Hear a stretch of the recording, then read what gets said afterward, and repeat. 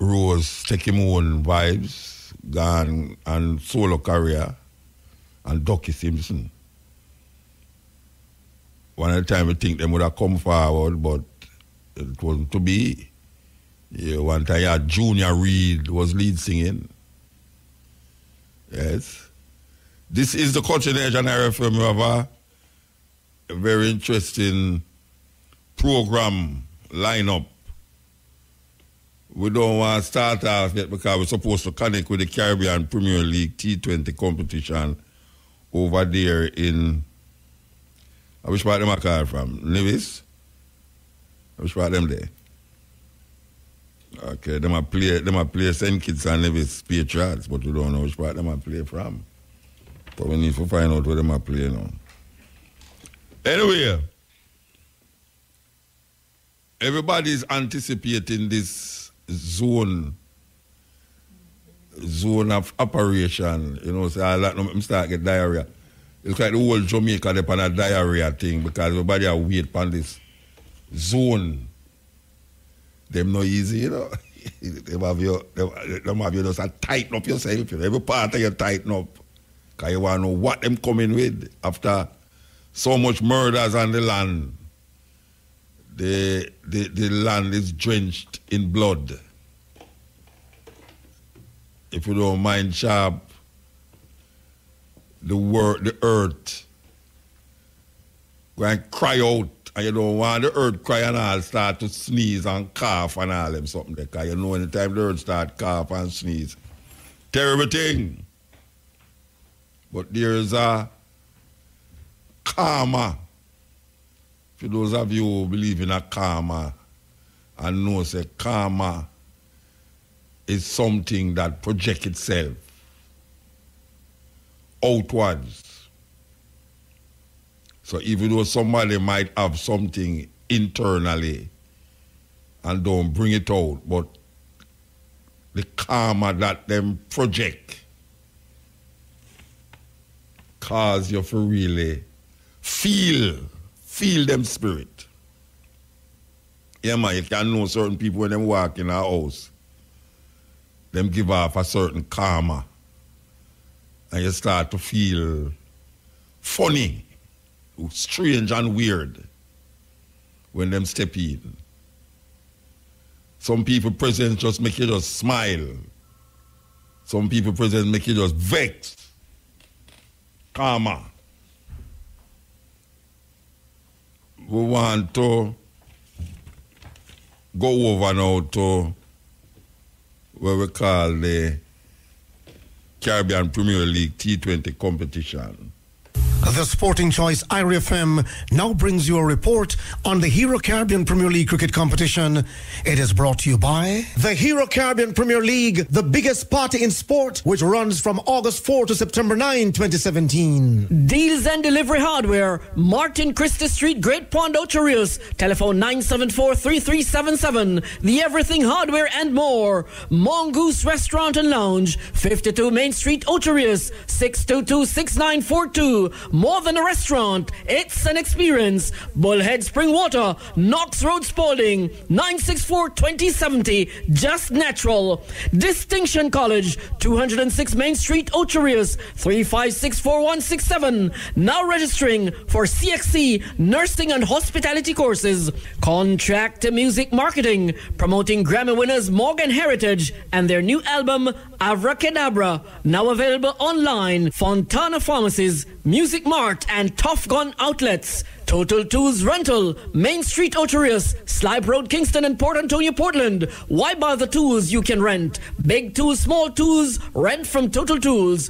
Wheels Used Parts, Chuck's Plaza, Ocho Rios. Grand Yard Sale, August 10 to 12 on Japanese used parts from a pin to an anchor. Prices drastically reduced. Everything must go. Contractor Music Marketing, promoting U.S. Virgin Island reggae star Revelation with his new single, Gather Around. Portland Island Jerk Center, 12 Harbour Street, Port Antonio. Today's special, a quarter jerk chicken 3 festival, $400. Real deal, quarter jerk chicken 4 festival, and a soda, $500. Jamlink Recording and Production. Listen to the new release by artist Big Pop entitled We Are One, distributed by Zojak, available on YouTube and all online digital stores. For booking, call us at 344-6455. Contender Jerk Center and Sports Lounge overlooking the Western Sea at Bluefields Bay, Westmoreland. Check out our Sunday cruise with a free brunch special every Sunday at 2 p.m. Call us at 304-9106. Contractor Music Marketing, promoting Mexico's Black Star Band with their hit single and video, Shake You Down. The new Car Mart, 33 Foreshore Road, Port Antonio, Portland. We take the hassle from you, going all over to buy your vehicle with our reasonable price Japanese and American cars and trucks. Telephone 874-8989. And Ocherius Parts Center, Main Street, Ocherius. 10% off Isuzu and Costa parts. Special discount on genuine front wheel bearing for flat screen highs. 24-volt LED and HID bulbs and white grease bearings for Corolla front wheels. Over to Andrew Mason at Sabina Park. Yes, sir. Yes, 157 for 7 to the Jamaica Tallows. And listen to this. The St. Kitts Nevis pictures 116. So it meant that the Tallows are victorious, and that's very good news indeed. By 41 runs, had a situation where Simmons was out the first ball bowled by Cottrell for Duck. Philip Smith, 31, Sangakkar, very important, 69. McCarthy got 2, and Powell really batted well for 43. That got the Tallows up to 157 for 7 from the 20 overs. Cottrell 4 overs, Nubbins 2 for 38. Then we had a situation where Santi 4 overs, Nubbins 1 for 27. Nabi 4 overs, Nubbins 1 for 24. And Afis 4 overs, Nubbins done for 15 were, in fact, the tight bowlers. Now, in terms of the St. Kitts and Nevis Patriots, well, they were off to a poor start. Gale was leg before for Duck. That was a very big wicket get. Lewis got 40. Afis got 21. Thomas 14. Carter 3. Braffett 7. Nabi 4. Hilfenhaus made 7. Badley 7. Cottrell got 2. Tamsi 2. 116 all out in 17 overs and 5 balls. And a situation where you had a very, very good piece of bowling by the Tallows. With Thomas 4 overs, Nubbins 3 for 31. Santoki 3 overs and 5 balls, Whitebird and 3 for 10. Beautiful bowling indeed. And we had Tanny 3 overs, Nubbins 2 for 30. Williams 3 overs, Nubbins 1 for 25. And Mamadullah 4 overs, Nubbins done for 18. The top bowlers that were in fact used. So it was a very good victory indeed for the Jamaica Tallows, and they must be extremely happy against the St. Kitts Nevis Patriots, a side that really and truly was a side that was very difficult to beat, and the Tallows must be very happy about that victory. So scores, the Tallows 157 for 5, and the response, the St. Kitts Nevis Patriots 116, 17 overs and 5 balls. It turned out to be a very important victory by 44 runs. Well, on Friday, it's the turn of the Tallows to play against the Warriors of Guyana, and that now puts them in a very, very strong position, the Tallows. In fact, a good crowd turned up at Sabina Park, and I expect on Friday to have a very good crowd as well. Andrew Mason for the final time from Sabina Park. That was a report on the Hero Caribbean Premier League cricket competition. It came to you courtesy of the Hero Caribbean Premier League, the biggest party in sport, which runs from August 4 to September 9, 2017. Deals and delivery hardware, Martin Christie Street, Great Pond, Ocherius. Telephone 974-3377. The Everything Hardware and more. Mongoose Restaurant and Lounge, 52 Main Street, Ocherius. 622-6942. More than a restaurant, it's an experience. Bullhead Spring Water, Knox Road, Spalding, 964-2070, Just Natural. Distinction College, 206 Main Street, Ocherius, 3564167. Now registering for CXC nursing and hospitality courses. Contract Music Marketing, promoting Grammy winners Morgan Heritage and their new album Abracadabra, now available online. Fontana Pharmacies, Music Mart and Tough Gun Outlets. Total Tools Rental, Main Street Ocherius, Slipe Road Kingston and Port Antonio Portland. Why buy the tools you can rent? Big tools, small tools, rent from Total Tools. Wheels used parts, Chuck's Plaza Ocherius. Grand Yard Sale August 10 to 12 on Japanese used parts from a pin to an anchor. Prices drastically reduced. Everything must go. Contractor Music Marketing, promoting U.S. Virgin Island reggae star Revelation with his new single, Gather Around. Portland Jerk Center, 12 Harbor Street, Port Antonio. Today's special, a quarter jerk chicken 3 festival, $400. Real deal, quarter jerk chicken 4 festival and a soda, $500. Jamlink Recording and Production. Listen to the new release by artist Big Pop entitled We Are One, distributed by Zojak, available on YouTube and all online digital stores. For booking, call us at 344-6455. Contender Jerk Center and Sports Lounge, overlooking the Western Sea at Bluefields Bay, Westmoreland. Check out our Sunday cruise with a free brunch special every Sunday at 2 p.m. Call us at 304-9106. Contractor Music Marketing, promoting Mexico's Black Star Band with their hit single and video, Shake You Down. The new Car Mart, 33 Foreshore Road, Port Antonio, Portland. We take the hassle from you, going all over to buy your vehicle with our reasonable priced Japanese and American cars and trucks. Telephone 874-8989. And Ocherius Parts Center, Main Street Ocherius. 10% off Isuzu and Costa parts. Special discount on genuine front wheel bearing for flat screen Hiace. 24-volt LED and HID bulbs and white grease bearings for Corolla front wheels. Yes, may I tell you. Marathon. Okay. So there with you. Inside the house here is Sanjay.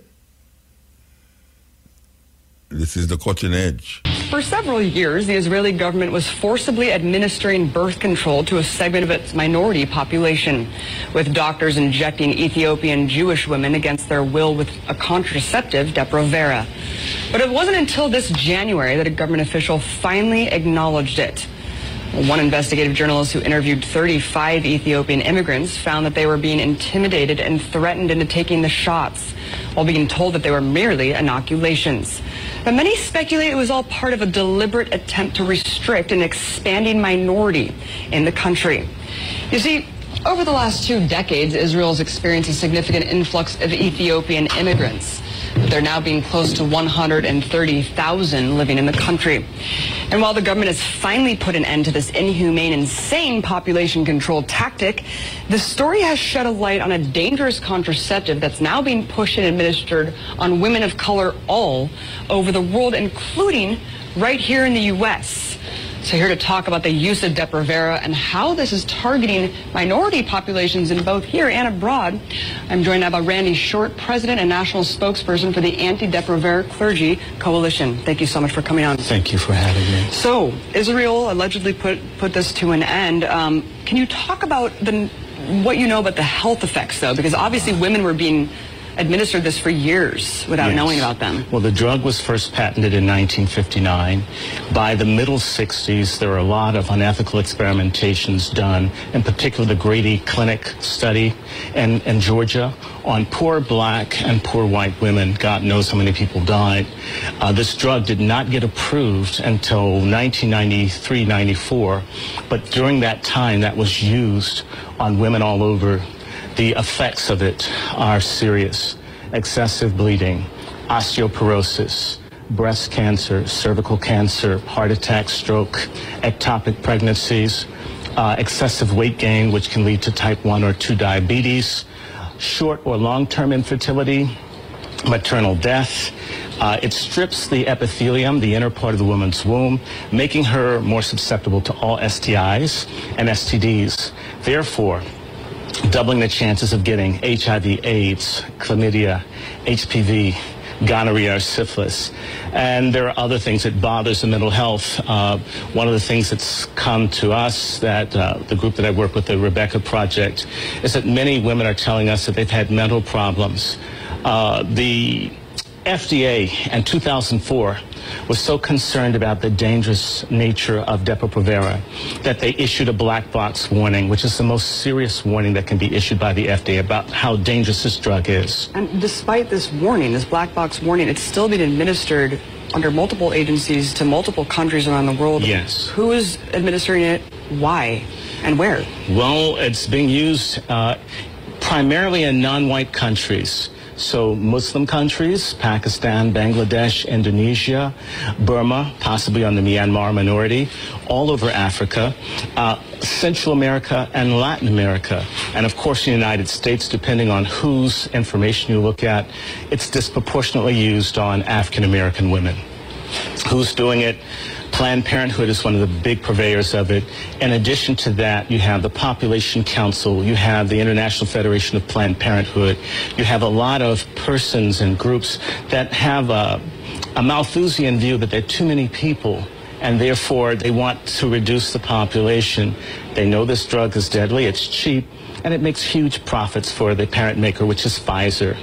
And USAID is also one of the agencies as well. For 47 years, it's been an unofficial policy of the USAID Office on Population to use or to send abroad dangerous, unsafe, untested, or unapproved drugs.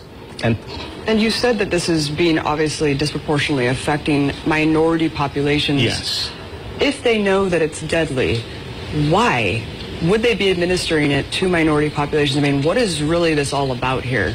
There are too many non-white people. If you look at a gentleman by the name of Dr. Ravenholt, who was head of the USAID Office on Population from about 1966 until 1979, he was able to first convince President Johnson that it was in the national and commercial interests of the United States that 1/4 of the women in the developing world be sterilized.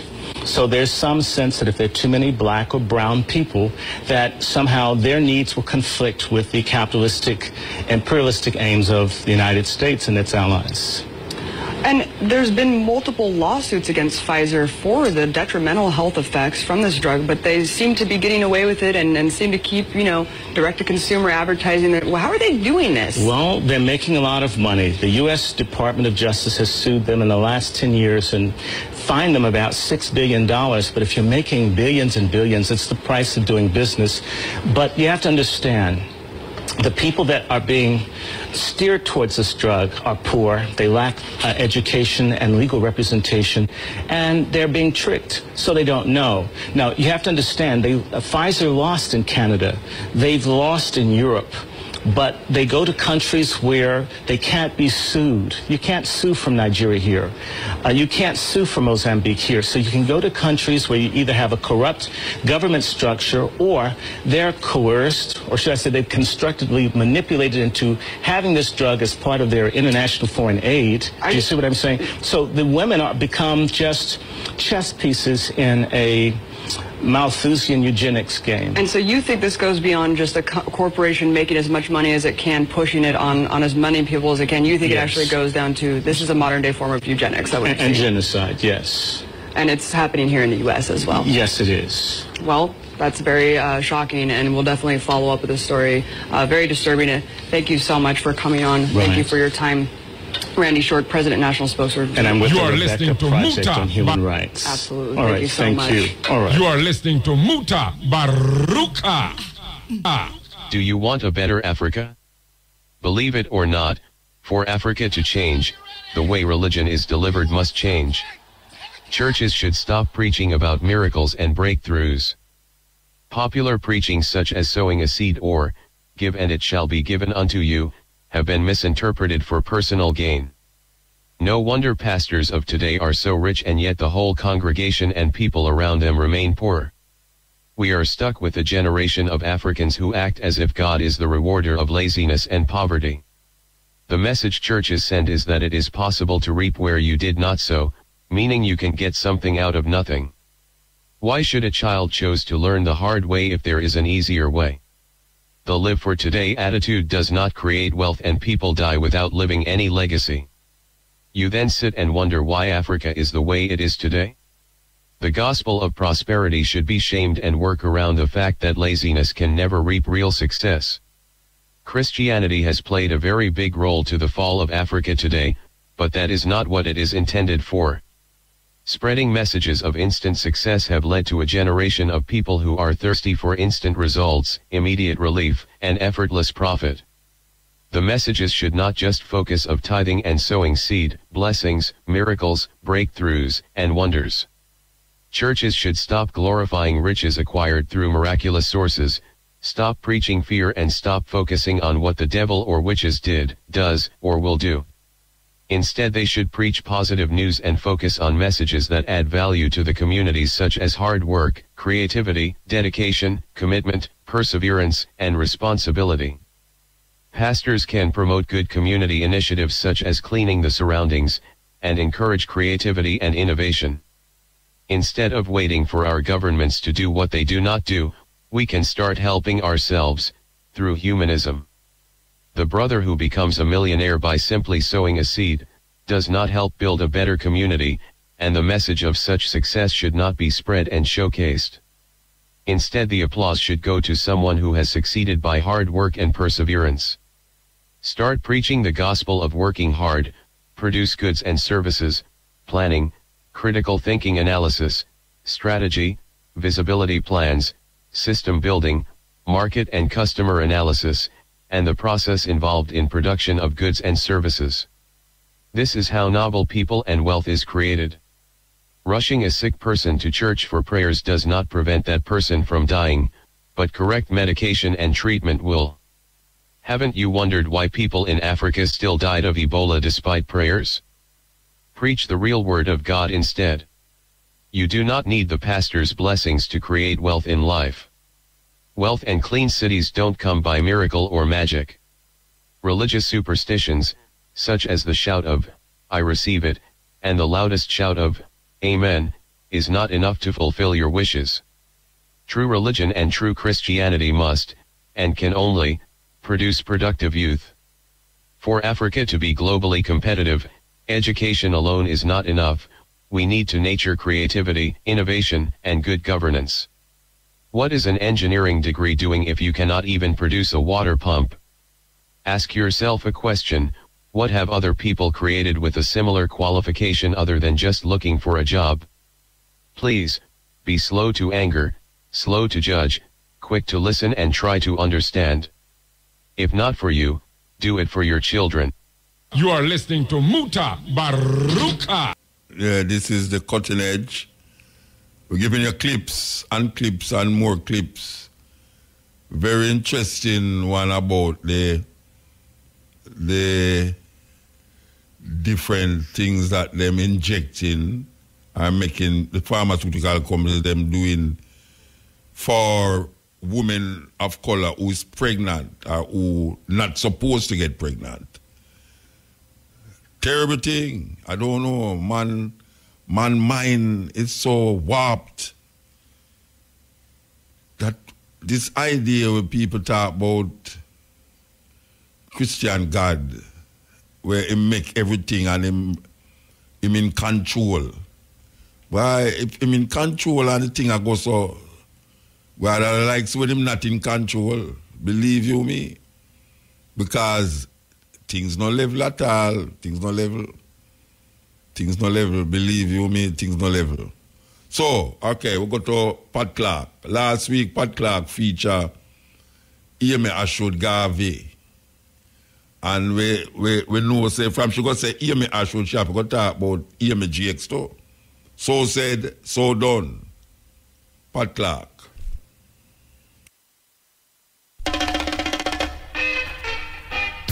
Welcome to Jamaican Roots and Culture. I'm Pat Clark.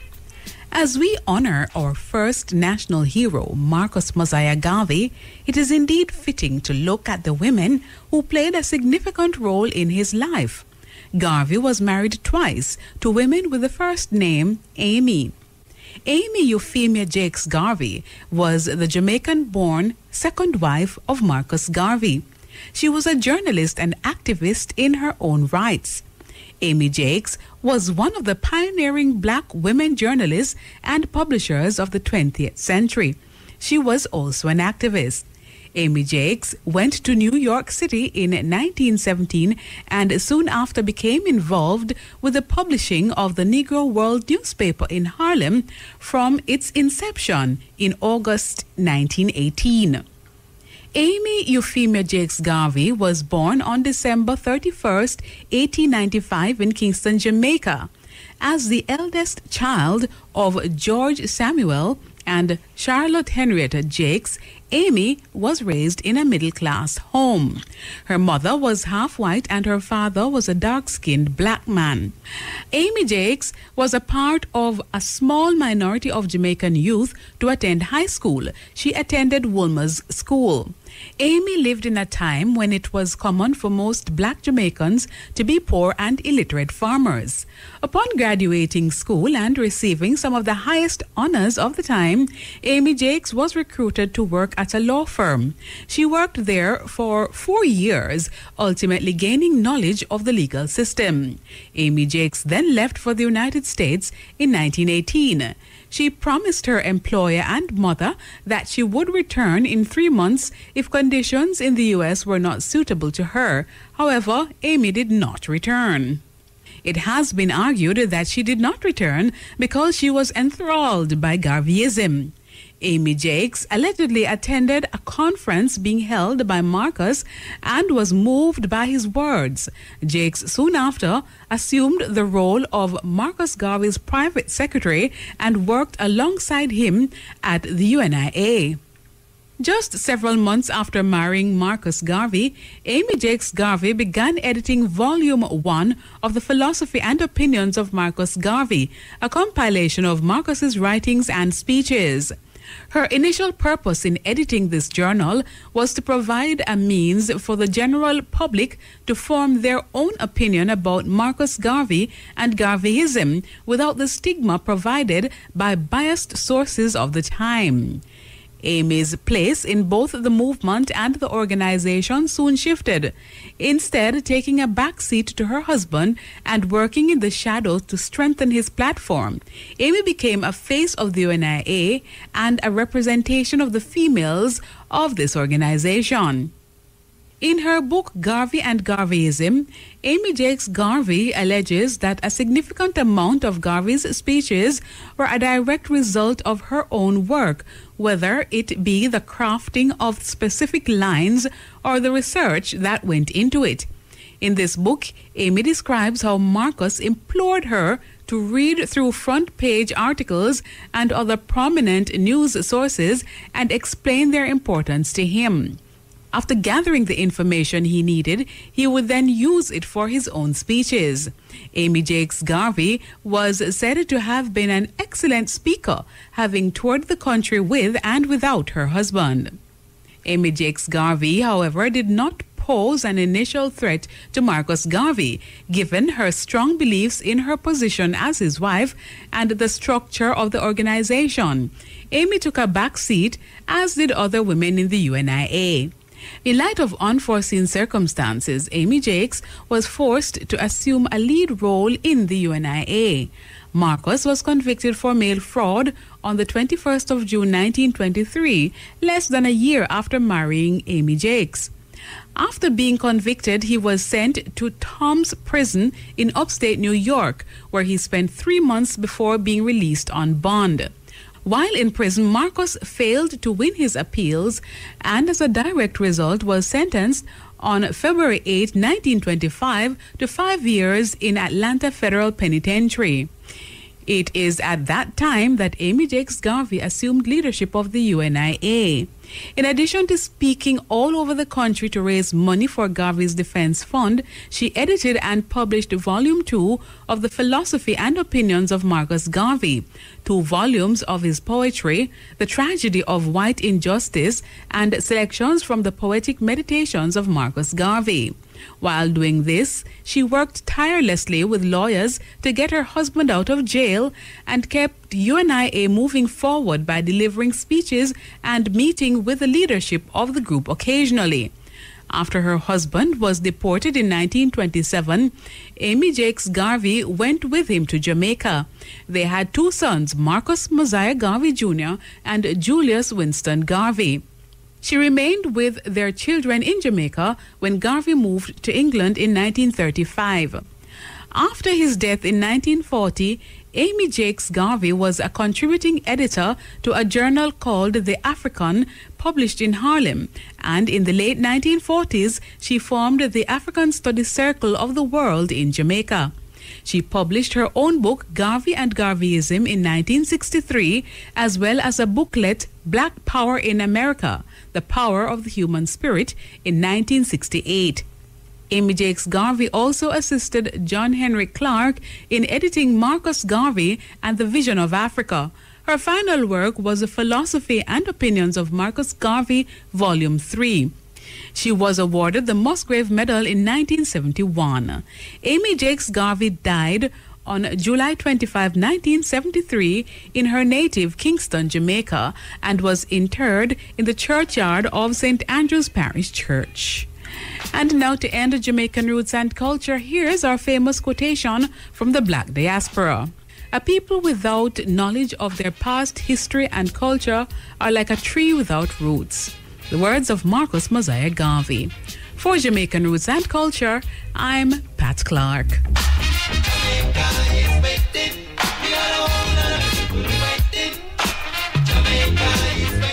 I want to know, say, you have to listen to these things, you know, because there's some serious roots and culture information that is being presented here on this program.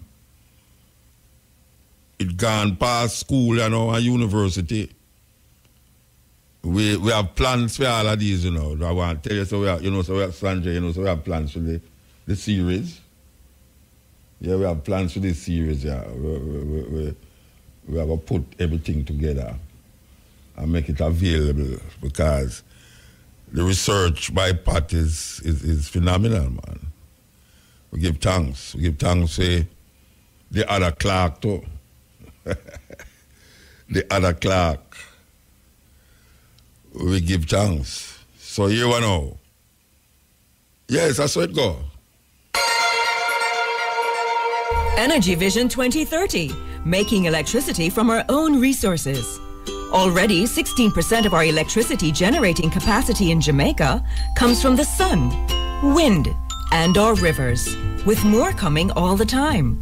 The more energy we produce from our own natural resources, the less we depend on imported oil.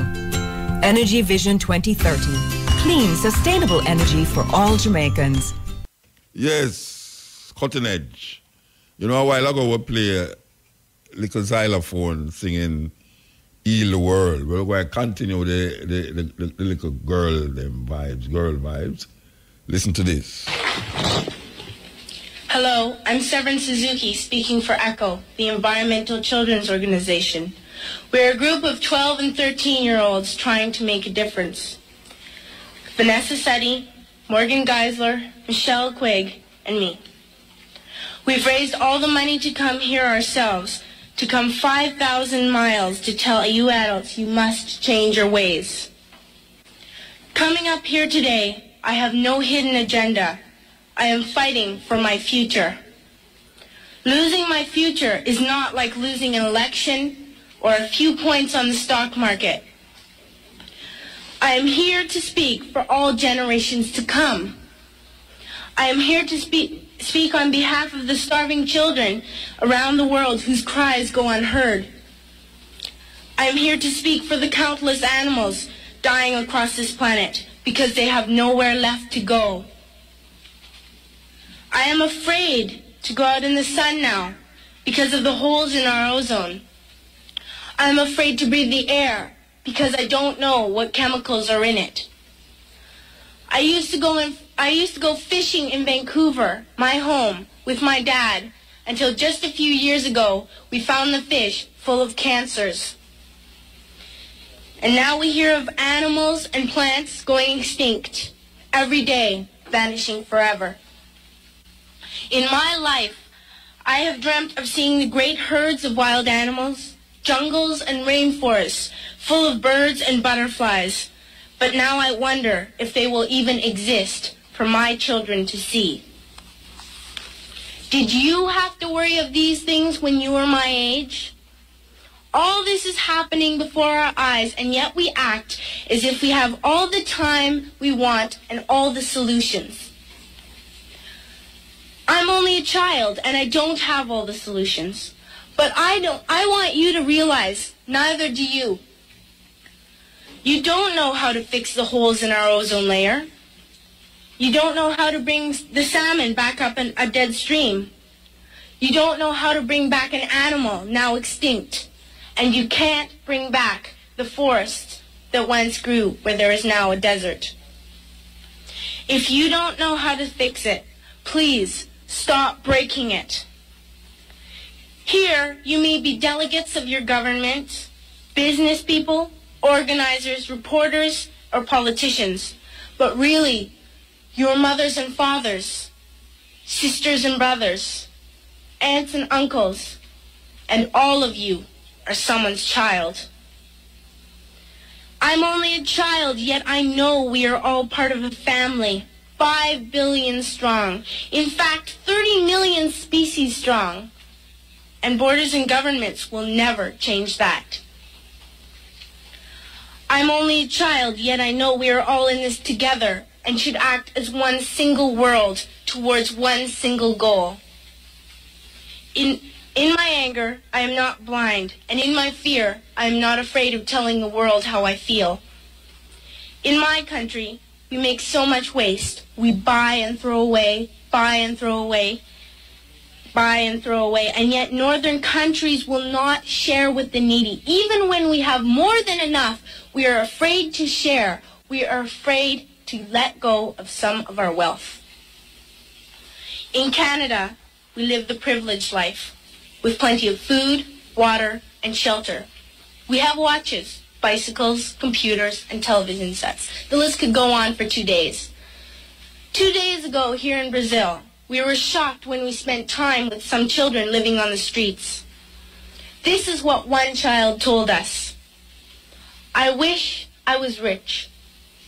And if I were, I would give all the street children food, clothes, medicines, shelter, and love and affection.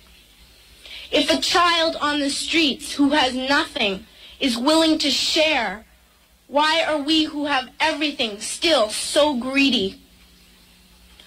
I can't stop thinking that these are children my own age, that it makes a tremendous difference where you are born.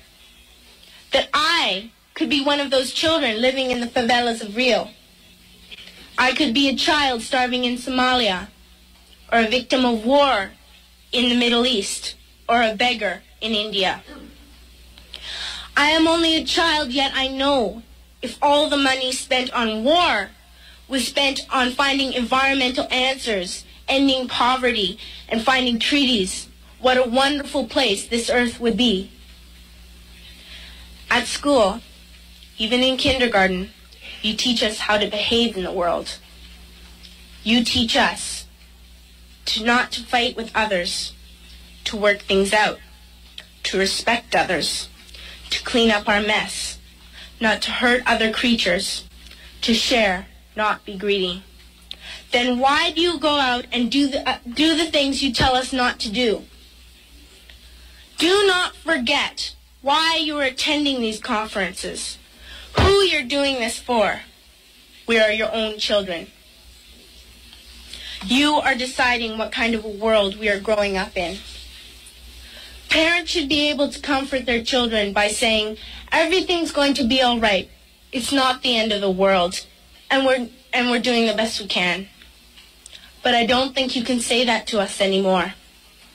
Are we even on your list of priorities? My dad always says, you are what you do, not what you say.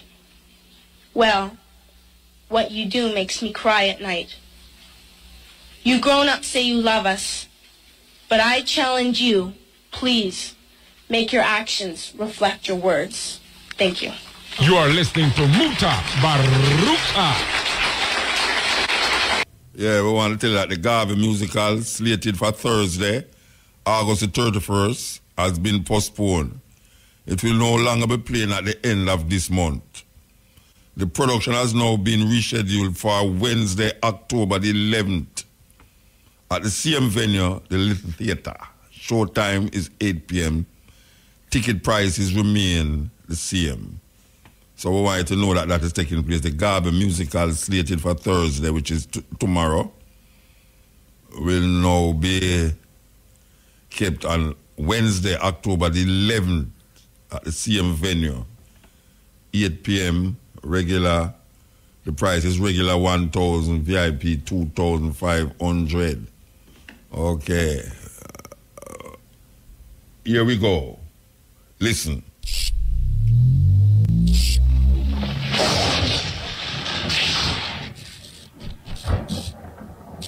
Now, on the line, we have with us Professor Francis Boyle.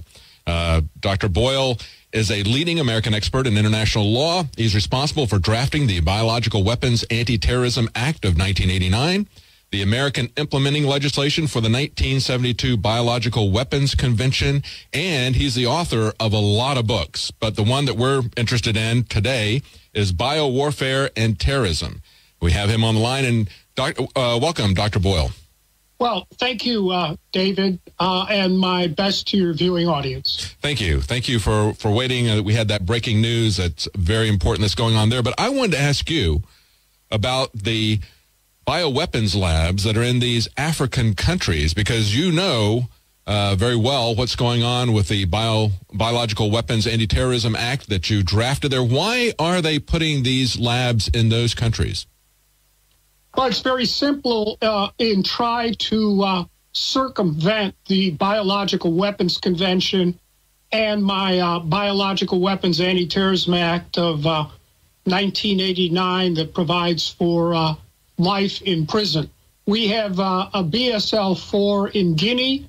We have one at the capital there, one in Liberia, Monrovia, and another one at Kenema in Sierra Leone. And they all do this dual-use offensive, defensive, biological warfare work. Guinea is never been a party to the Biological Weapons Convention. Liberia has never been a party. Sierra Leone is a party, but, you know, given the disturbances over there, I'm sure no one's been paying attention to what's been going on in these labs. However, I will point out, I drafted the my Biological Weapons Anti-Terrorism Act to make it extraterritorial by name, in haec verba, so that these illegal criminal types of biowarfare work done in these labs by U.S. citizens can be prosecuted. That's interesting. Now, as you pointed out, the CDC is there. Tulane University. Anybody knows about the notorious Tuskegee test that ran for decades on black people with syphilis, not telling them that, not giving them treatment and just watching this develop for decades.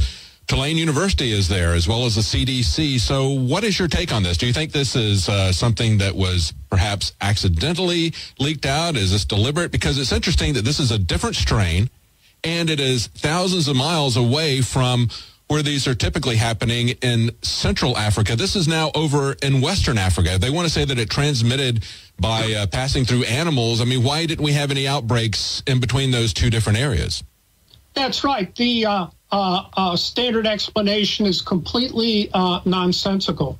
I have here in front of me the Biological Defense Research Program of 1988, page Appendix 3-4, clearly says that the Center for Disease Control has been doing biological warfare work in Sierra Leone since 1988. And also Columbia University was doing biological warfare work in Liberia. And as I said, Liberia has never been a party to the BWC. Of course, this bat theory makes no sense at all. Right. It's clear that, in my opinion, the agent we're dealing with here of Ebola is 70% fatality, whereas all previous Ebola outbreaks had been 50%. And also, it appears that it has perhaps somehow been genetically modified to make it airborne to some extent. I recently sent to your assistant there a press release. The National Institutes of Health mated live Ebola with the virus for the common cold. And it very well might have been this type of vaccine that they were testing out over there at these BSL-4 facilities. We know that the Sierra Leone government shut down Kenema and accusing them of starting the pandemic with shots under the supervision of Tulane. And we know for a fact Tulane has been involved in biowarfare work for quite some time. We also know that Fort Detrick is over there. The Center for Disease Control is over there. These 3 labs were set up by USAID, which is a front organization for the CIA. So I think it's pretty clear these 3 labs, I suspect, were the origins of this pandemic, which has now come here to the United States. The CDC just said 21-day quarantine, but the WHO recommends 42-day quarantine. And even the 42-day quarantine only gets 98% of the people. So my guess is, we should really be talking about 50 days or more quarantine. And the question then is, why did they allow the 4,000 people on that cruise ship off? And according to yesterday's New York Times, there's no monitoring on any of them. Every other contact going back to Mr. Duncan is somehow being traced, contacted, quarantined, whatever. But the 4,000 people on that ship, no. And they could have easily just quarantined everyone on the ship right there. So I don't know exactly what to say about this, but it doesn't look good. Well, we saw that in Nigeria. They've gone now the 42 days, and they haven't had another outbreak there, but they went through contact tracing. They had 900 people that they were looking at based on one person who flew into their country on an airplane, was very sick, 20 people caught it, 8 people died, and they had 900 people that they were looking at. We haven't seen anything like that. As you pointed out, we've got a situation where you've got this new strain of Ebola that they've never seen before that travels from an area where they've typically had it in Central Africa, 1,000 to 2,000 miles, and they want to tell us that it's been traveled, that they got there by bats. I mean, that's just not, that's not very credible, is it? Well, even the New York Times reported that in 1976, that when Ebola was first discovered, the World Health Organization ordered it to be sent to Porton Down in the UK. That's their equivalent of Fort Detrick. So you can figure Yes, this is the Cutting Edge on RFM. As you can hear, the man them talking about that time in Sierra Leone when the Ebola rose up there. But why I played is to tell you that there's something that is happening in Africa right now, as we speak, that it don't bust out yet, but they are at it again. Yeah, they are at it again. You're going to hear about it soon. They are at it again.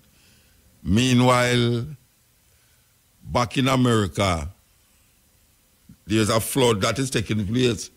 I don't really like somebody. I am very naive to certain things. I will not say that most things I don't know. Most things I really don't know. But I really want to know.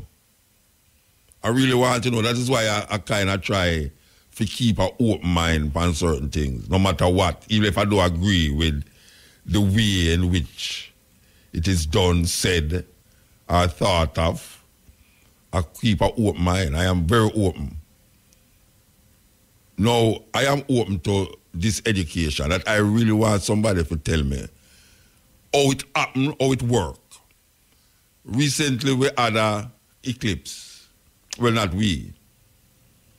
There was an eclipse, a total eclipse of the sun. When I say total, them say total. In other words, the moon go right in front of the sun and block out the sunlight. Now, can somebody please call me and tell me, how is it that it's only in America this thing is seen? Nowhere else in the world not see it but America. Between Seattle and down on the other side, southwest America. There must be an explanation that is credible. Because I don't want to get into a conspiracy theory with myself, because I know I can't sit down and just think up all sorts of things and then get very ridiculous in other thinking. But I would like somebody call me and tell me scientifically, don't tell me about say God put the thing there to show America this and show America that. I don't want to hear that. I don't want to hear say it did prophesy in the Bible, say the day would have come when the sun darkened, because that it happened before. And people superstitiously did believe these things. That's why I know say we have to really examine things and be open-minded, because if that did happen 1,000 years ago or 2,000 years ago, Jesus would have started fret. Because things like that happen already and people give it over to some supernatural or some alien this and alien that. But I want to know something as powerful as that happen, where the moon override the sun. I really want to understand it. I really want to understand. And I don't want to understand it, as I say, from no little religious fanatical reasoning. I want to understand it from a scientific reason. How is it that this happen and it's only in America people see it, nowhere else in the world? So if you can call me and tell me, I would appreciate it very much, that I don't go to my bed and think stupid things. Yes, it's easy to think stupid things, especially in this time. Especially in this time, it's easy to think stupid. Okay, here we go. Yes, sir. Yes, Mota. Yeah, thank you for response so quick, man. Yeah, man, I chemical will get a peer over Marcus Garvey. You give me the peer, then? Oh, yes. Yeah, man. All right. What really happened, Mota, is that it's a time of the eclipse. That's where the orbit reached at that particular time. The orbiting of the moon and the sun. Yeah. That's where it reached at the time, physically. So, at another point where the eclipse will occur, it can occur somewhere else, but it's a time where it reached to that point where it go in front of the sun on the orbit. Yeah, well, I hear that them have eclipse followers where over a period of time, them go to next country and it happen in our next country. You know, I hear people that get interviewed and them say them always have follow up these eclipses in a certain places and certain countries. So yeah, say the time of hello? Yeah, man, I hear you. Yeah, no, just repeat what you say again. Just repeat what you say. It's a time that the eclipse is occurring because of the orbital, because you know the Earth and the moon and the sun is in orbit. The sun in orbit? At the time when the moon... No, hold on, the sun is in orbit? Yes, they're circling. The sun they're circling an orbit in the universe. No, hold on, you know what orbit mean? Orbit? Yeah. What that's not the background there?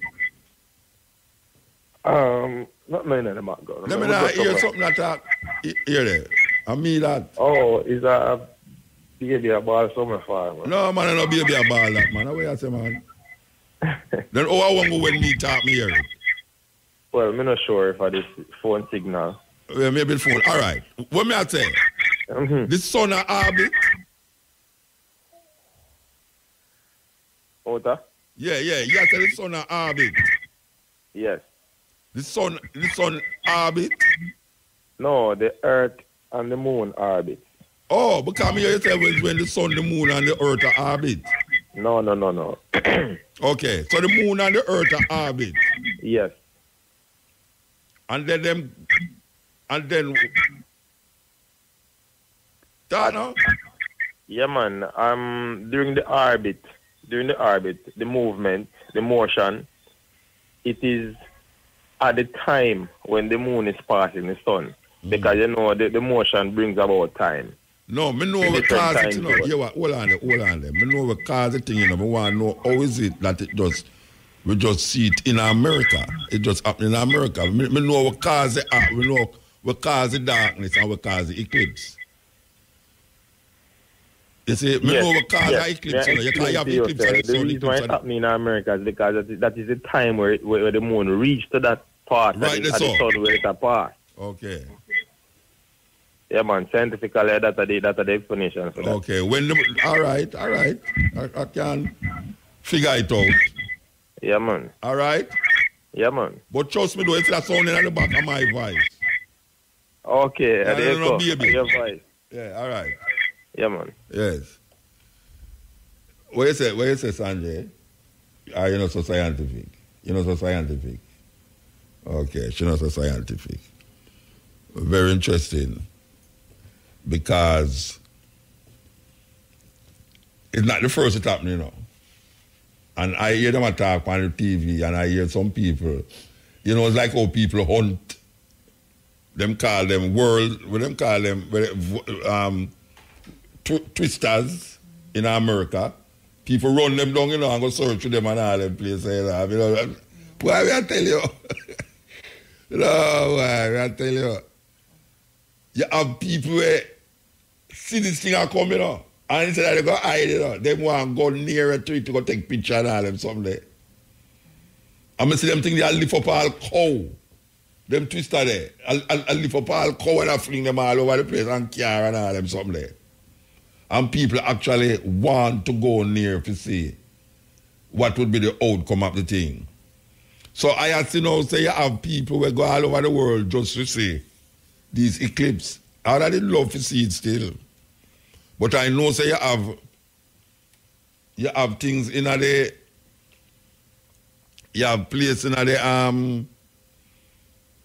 the Bible we talk of these things. But guess what?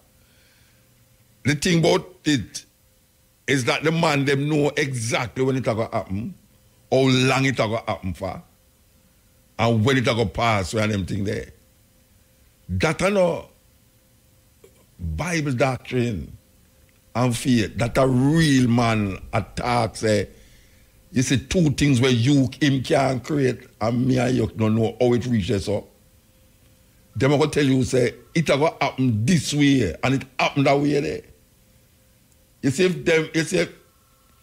after people have studied certain stars and certain things, you know, because a man don't understand how the man them come to this knowledge, you know, them start to say it's either them some space object catch them or it's some divine consciousness without exploring it scientifically.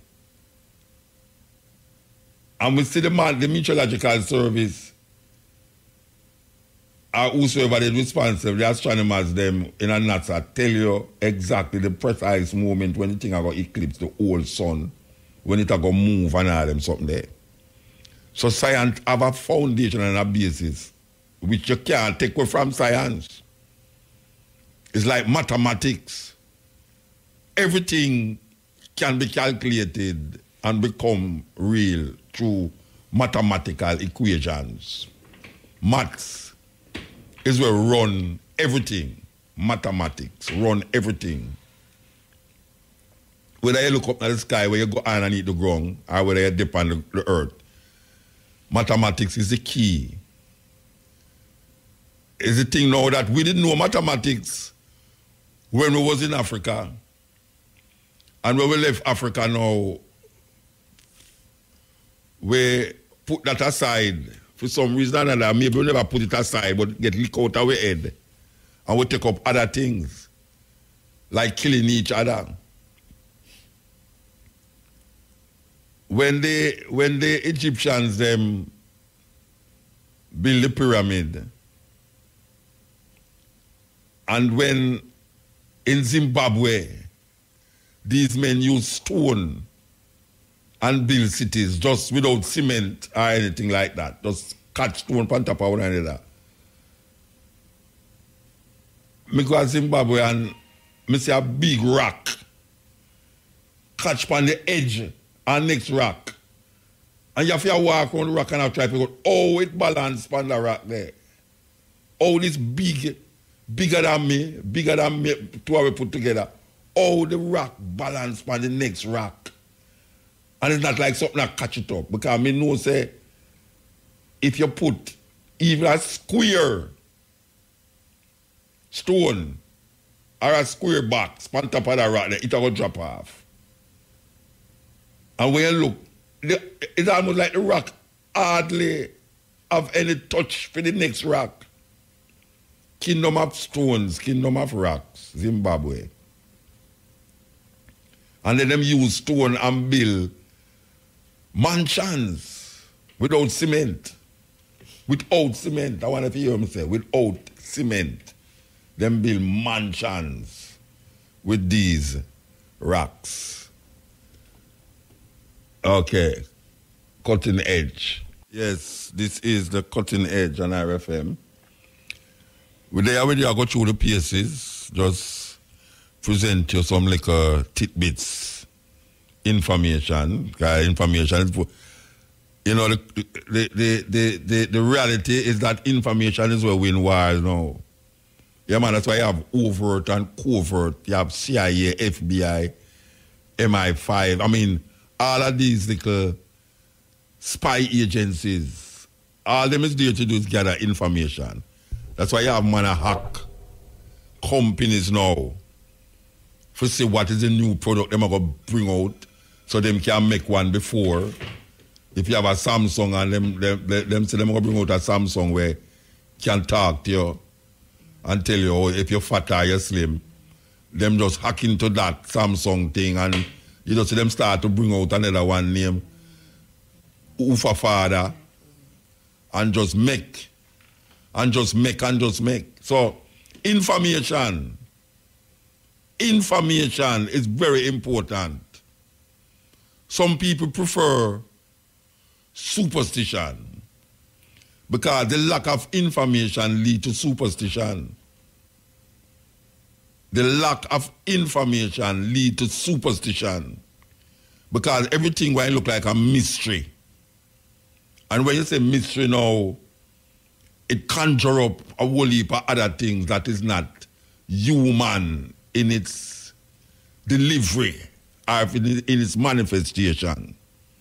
So what you have is a group of people who instead of them deal with evidence and them deal with knowledge and proof, them leave it over to superstition.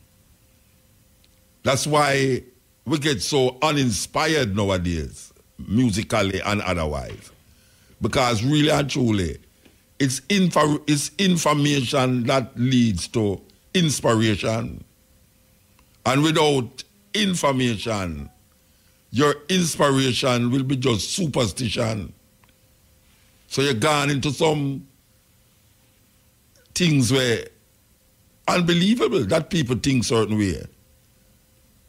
So we just explain to you that it is very important to get information because information is what builds empires. Information, who can forget this story about the Trojan horse? And you mentioned that story all the while. You know what the Trojan horse, Sanjay? You know what the Trojan horse. Give thanks. The time is 12 o'clock. One thing that keeps me puzzled, despite having studied finance and economics at the world's best universities, the following question remains unanswered. Why is it that 5,000 units of our currency is worth 1 unit of your currency, where we are the ones with the actual gold reserves? It's quite evident that the aid is in fact not coming from the West to Africa, but from Africa to the Western world. The Western world depends on Africa in every possible way. since alternative resources are scarce out here. So how does the West ensure that the free aid keeps coming? By systematically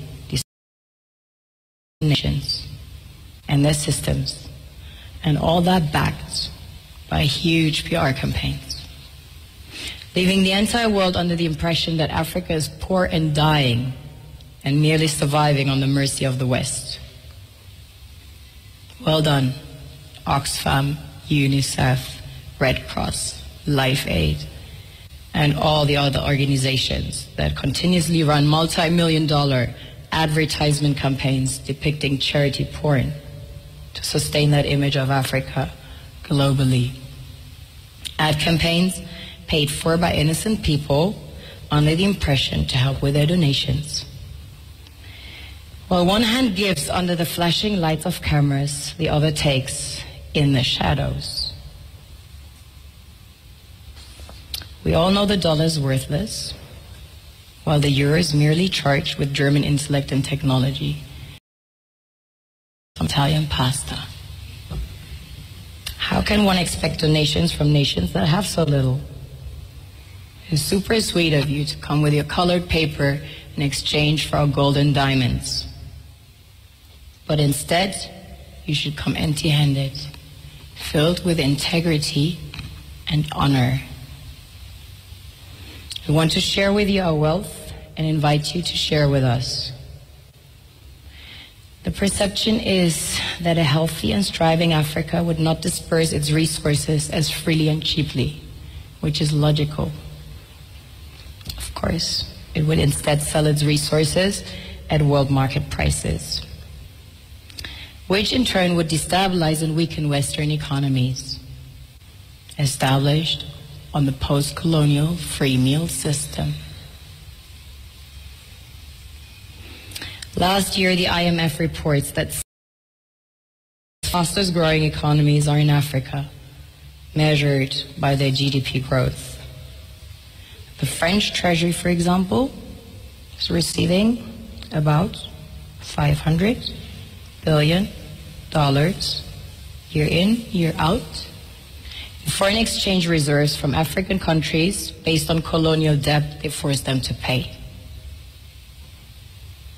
Former French President Jacques Chirac stated in an interview recently that we have to be honest and acknowledge that a big part of the money in our banks comes precisely from the exploitation of the African continent. In 2008, he stated that without Africa, France will slide down in the rank of a third world power. This is what happens in the human world, the world we have created. Have you ever wondered how things work in nature? One would assume that in evolution the fittest survives. However, in nature, any species that is overhunting, overexploiting the resources they depend on as nourishment, natural selection would sooner or later take the predator out, because it offsets the balance. The solar eclipse thing, you know? Yeah. So what the brother did I say, I know so it go? No, I'm kind of have a point where I say, them call the solar eclipse great. I think them call it Great American Eclipse. Mm. Them said last time it happened from 19. Which part it did happen the last time? The same America, 1919. Yeah. So it did happen in America before? Yeah, man, 99 years ago. And it happened in America again. So which part else in the world it happened? Yeah, me sure them say them have European eclipse. I think them say them have basically Muta, it look like the America, 12 states in the America, 10 to 12 states alone can see the total eclipse. Okay. You know what I mean? And all of the because you have people in America will never see it. Yeah, we know them that. going to say maybe 60. Because we out here, we're going to see 61% based on what the meteorologists say. Some states in America may but some of them, like 12 of them will fall in the middle or something. Them see 100% of that.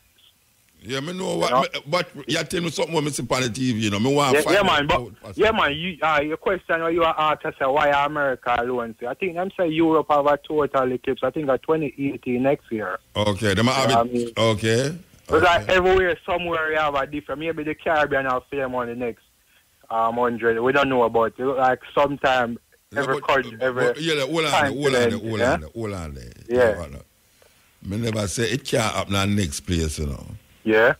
If it happen in the next place, if it happen in Jamaica, I say, would I ask the same question? Why is it that? Yeah, me hear man, but 60% or 61%, we not get the full darkness. I don't know, as maybe the theory of the world round. Yeah. I don't know about that. But that's why but you see, me now ask the question for somebody come tell me say him don't know like me. Yeah, but the technical is even scientists them can't go to explain it. Yeah, man, them can't explain. Why you say, Bridget? They know them tell you it will last 2 minutes and 40 seconds and it lasts 2 minutes and 40 seconds. Eh? Or them tell you how long it will last and it lasts the same length of time there. Yeah, man, but as I said, maybe I want to the meteorologist tomorrow you can put on a program section. Why I just 12 Yeah, well, but we just have figure say, man like all you it bright enough to tell me. Now what may I tell you why the 12 states are my lone seat and yeah, me know, but me want to know why. Why is all right? Not everything have a why. Yeah, man. No, man, it have an explanation, Bridget. It have an explanation why it go up here. Yeah, me and you know. You can't, but me don't agree, so me don't understand it already. Yeah. But you are coming like you understand it and I'm coming like the same pocket with me. Yeah, but more than half have a go. No, but you said there's no, everything have a why. Of course, it's why it have a why. Because them explain it to you. It's from them knows it going to happen. And them can't tell you how long it going to happen. Them can't tell you why it happen. Yeah, we never see it out here. We ever see it? That may I tell you, Bridget, but when I say, if it did happen in Jamaica, I would have asked the same question. I would have said, why is it that it's only in Jamaica you see it? No, it happened out here, Mr. Muta, but 61%. We not see the full darkness. So maybe the next 100 years, 1,000 years, maybe. Yeah, but when me there next 100 years, I would have asked the same question. Why is it that it's only in Jamaica after 100 years you see it? There must be a reason why. So, I don't know why you ask a question. Because I want to know. What you mean why I ask a question? Because what you be like, you know, believe. You think it's a trick question? No, man, wait a year now. I'm going to superstition now. No, can you say why happen to them? Why never happen to Europe? Why never happen to No. Not Europe. Would say why it never happen in America and how come it was happening in Europe? Oh, so you want it happen everywhere like everybody? No, me don't want nothing happen. Me want to know why it happened that way. Me don't want to know why it not happen or why it. Me want to know why it happened that way. But I saw the earth, I saw the universe. Hold on there. You remember me tell you already, so me don't want to develop no conspiracy theory in my head. You didn't hear me say that? Yeah, man, but I don't know already. But I saw the universe run, man. We're not talking about me, it's not religious, so I know that me I talk about. Yeah, but you still, you come like you in the same bracket with me. No, but me no, so sometimes see some things, some stars fall, and I go drop one. You must call and talk about, tell me the why. No, you are calling me no and not tell me the why and not keep up the conversation. No, but I can't, some of the time you have to have, some of the time you don't understand the meter. Because maybe if I can explain to you tomorrow, you know, to get it. Them all go around it, Yeah, man, but as I say, I have a look for better explanation. You know, say. Which part you there now? Watch me there, man. Same place. All right, you have a telephone book there, Sanjay. Still pass telephone book. You are. Come on and get you my box in the head with the telephone book. Would I like you have big lick like with the telephone book? Yes, sir. When I first saw your program, man, that is a list. You know the weirdest thing? Sanjay, give me the telephone book. Sanjay, find a telephone book for me get box in the head with the telephone book. I saw the thing said still, you know? All right, so give thanks, yeah? Yeah, man, all right. Yeah, I tell you. Sanjay, no easy that Sanjay leave up the telephone book and give me. Sanjay realize I really want that box with you. All right, sir. No, you know. And I asked it with no deep thing, you know. and America this and America that, you know. I just want to find out the scientific explanation why it happened that way there. You understand? Because if it didn't happen in Jamaica, you know, and people in New York never see it, you know, but that's about weird. Oh, this thing just happening in Jamaica, and I don't see it happening.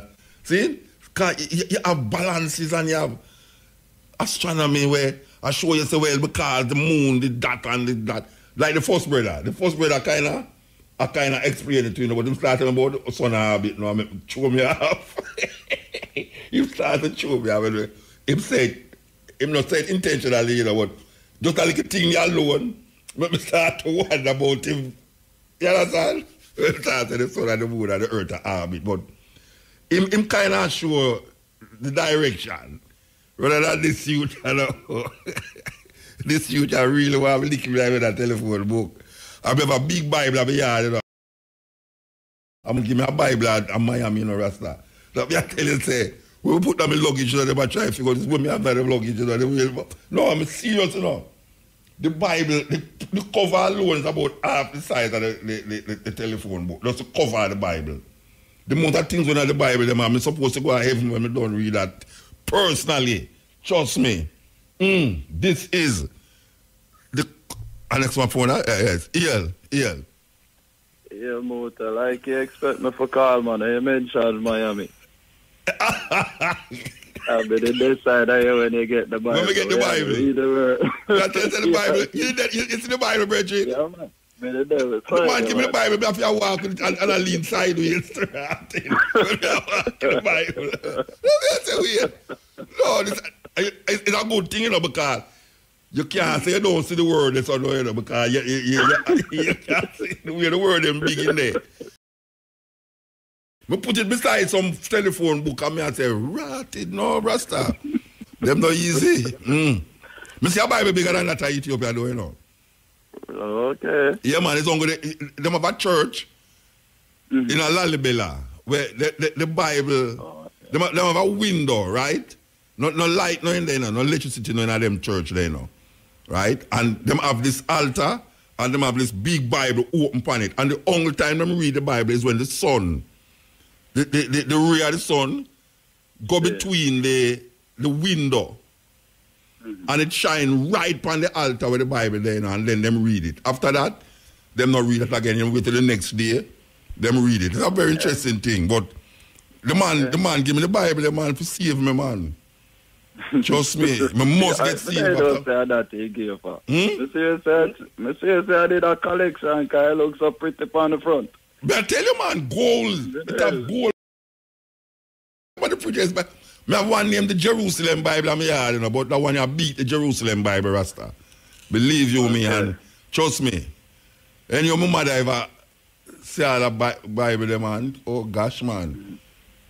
Should I think? Take it. It's sweet, man. Yeah, you know what I mean? Tell me I call about it. When I used to go to school out at Easter, I kind of remember, say, when I did there primary school, I think I did see one, but my day up on the internet and it has shown me, say, December 4th, 1983, about them the time the one did pass close to Jamaica. So I remember, so we did go outside in the schoolyard there and did a look up with some dark thing over where you know, so. Yeah, but I see the moon turn to red already, you know. Yeah. I did an eclipse, that one. It has say it was a annular eclipse. I don't know if that's different. They're different from a total, but it, you know, the one that was the closest. Here. Gone. Yeah. 1983, about them the time the one did pass close to Jamaica. So I remember, so we did go outside in the school there and did a look up with some dark thing. Yeah. Yes.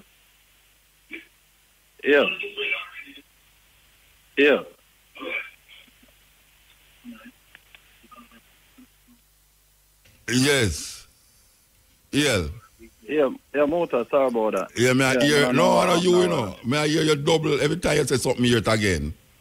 Okay. You know, so that happened for months now on phone. You said something on the phone and somebody said something to you, And then you hear them say the same thing again. I don't know. I don't know. Maybe I show the CDC that on my yard now. So one of them CDC. This disease the cable. The disease of them. Center for Disease Control. Control, right. I did the regional office, the right of Jamaica, you know. So what that have to do with the cell phone? What that have to do with the cell phone? I mean, I hear 2 times. You know them conspiracy theory again. Lack of information. And that me I tell you about lack of information in the Rasta. Lack of information leading to answer and superstition. That. I said, so the man there in Africa, they little things. So I said, the man there better watch themselves. You know. But and the man tell us no believe, and the man tell us no work some over. We need to work some over for some of them blouse and skirting there. Trust me. Like Bookman, where Bookman do a 80. You know.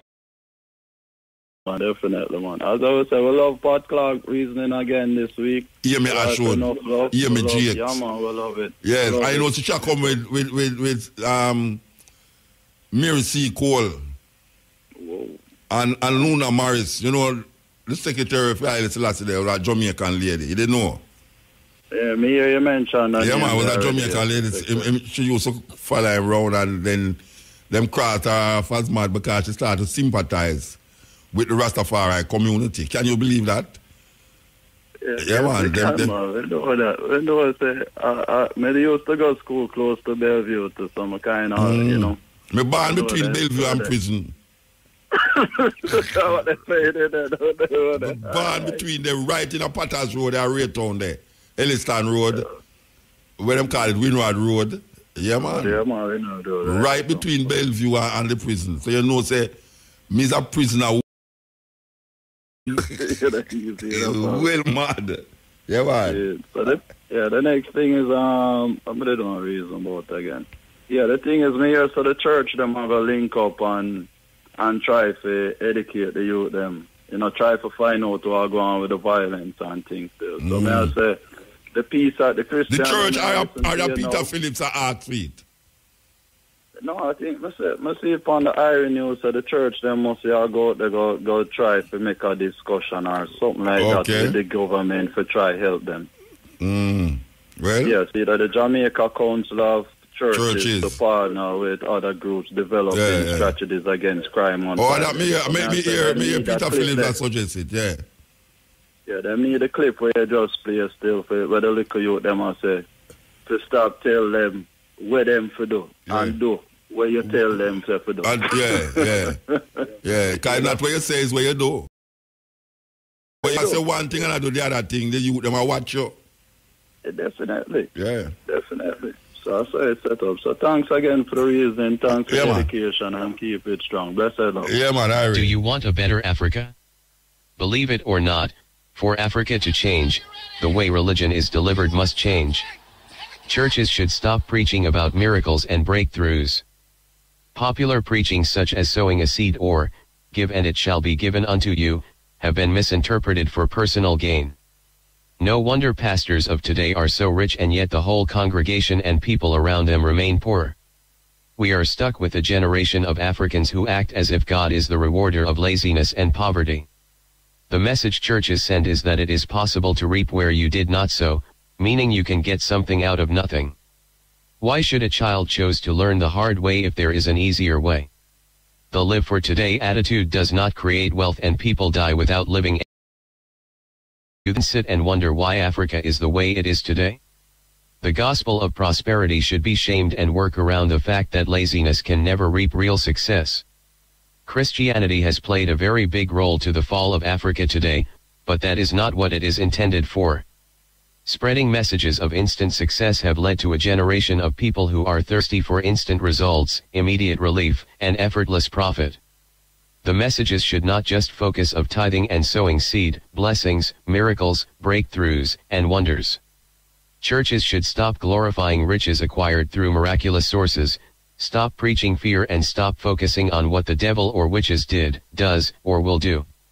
Instead, they should preach positive news and focus on messages that add value to the communities, such as hard work, creativity, dedication, commitment, perseverance, and responsibility.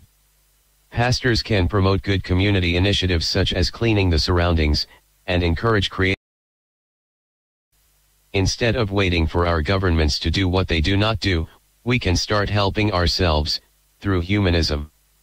The brother who becomes a millionaire by simply sowing a seed, does not help build a better community, and the message of such success should not be spread and showcased. Instead, the applause should go to someone who has succeeded by hard work and perseverance. Start preaching the gospel of working hard, produce goods and services, planning, critical thinking analysis, strategy, visibility plans, system building, market and customer analysis, and the process involved in production of goods and services. This is how noble people and wealth is created. Rushing a sick person to church for prayers does not prevent that person from dying, but correct medication and treatment will. Haven't you wondered why people in Africa still died of Ebola despite prayers? Preach the real word of God instead. You do not need wealth in life. Wealth and clean cities don't come by miracle or magic. Religious superstitions, such as the shout of, "I receive it," and the loudest shout of, "Amen," is not enough to fulfill your wishes. True religion and true Christianity must, and can only, produce productive youth. For Africa to be globally competitive, education alone is not enough. We need to nurture creativity, innovation, and good governance. What is an engineering degree doing if you cannot even produce a water pump? Ask yourself a question: what have other people created with a similar qualification other than just looking for a job? Please, be slow to anger, slow to judge, quick to listen and try to understand. If not for you, do it for your children. You are listening to Muta Baruka. Yes, here. Muta. A blessed man. Aye, man. I'm a credit shot. I really have to wait long in time. I have enough credit to cut you quick. Anyway, I don't know if the eclipse thing there. Yeah. It depends upon the angle where you're, man, I guess. The angle where you look on it, look out to the moon from. Remember I said the earth tilt. Yeah, I know. All right.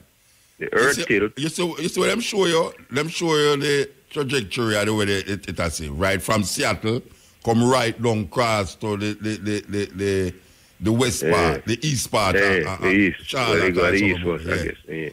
All right. So you have to in line with that line. For actually see the total eclipse or something. Yeah, but I want to find out why I can't ask. Why on someplace I see it and some. Anyway. Yeah, I want to find out. Why is those? That's what I want to find. Like, but the angle where they're from. So remember, say the Earth tilt on the axis, right? The moon are go around at a certain orbit around the Earth. And the Earth are go around. And we are go. Yeah. So when it go now, when it block the sun. Yes. It left to which part you there see it, you know. You understand? That's why at different place at different times it go. Oh, it's like a season, like how the season come then. Yeah. Like the seasons, like when you saw a night over this a day, them kind of way there. Yeah, because I can't do who I see it, well the day and night thing, who I see the sun first. When it go, because the Earth rotate on the axis. Yeah. Everything like that. I think I went and said the next total I went. I figure it out. I think at Chile that's the next one there. Chile, I figure it out. No, when you talk, I just figure it out. I am very grateful that you said something a while ago with trigger my brains. You know, it's like you watch with them call sunrise and sunset. And you're there in a Negril. Right? And you see the sun set. And the sun looks so beautiful like it had touched the sea. Yeah. But the people them in a black river can't see it. I don't see it. No, not at that time. Them see the sunset. For them set over some mountain. No, yeah, but me talk about at the time when me see that touch the. When you see that touch the horizon, I feel horizon that, you know. Yeah, me know. But all right. You see, yeah. But that time Black River don't see it already. Yeah, but it's the time me I deal with, the time. The time when you see it as opposed to the time when them see it. It's a different time. Yeah, so by the time this happen again, it's the next time it will happen somewhere else.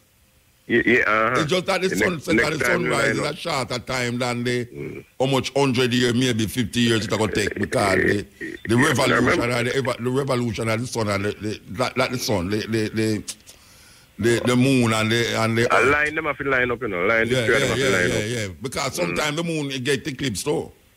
Yeah, well, the moon get eclipsed when time the earth between the sun and the moon. And yeah, between the sun and the moon. So come. Yeah, what? Man, the man credit down in the tick of the line. I don't like when him credit lock off, you know.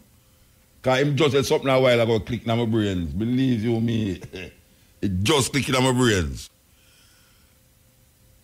I love to talk. I love to talk because you gather more and more and more and more. Okay. All right. Who's my call forward? Yes, El. El. Yeah, Muta? Yes, sir, different person, yes. Yeah, man. I call from New York. I call, hello, Muta? Yeah, man, I hear you. Yeah, I'm the one that called you last week and talked about you music, giving out the name of the music. But I'm wondering, these guys are mixing up this thing. They keep saying meteorology, but it's really astrology we're talking about. Astronomy. Not meteorology. Astronomy. It's astrology. Astronomy. Hold on. They're not understanding the question. Wait, hold on. Is it astronomy or astrology? Which one of them we are talking about? Astrology, I think we're talking about, not meteorology, because they keep saying meteorology. No, I know it's not meteorology, but I wonder if you meteorology astronomy.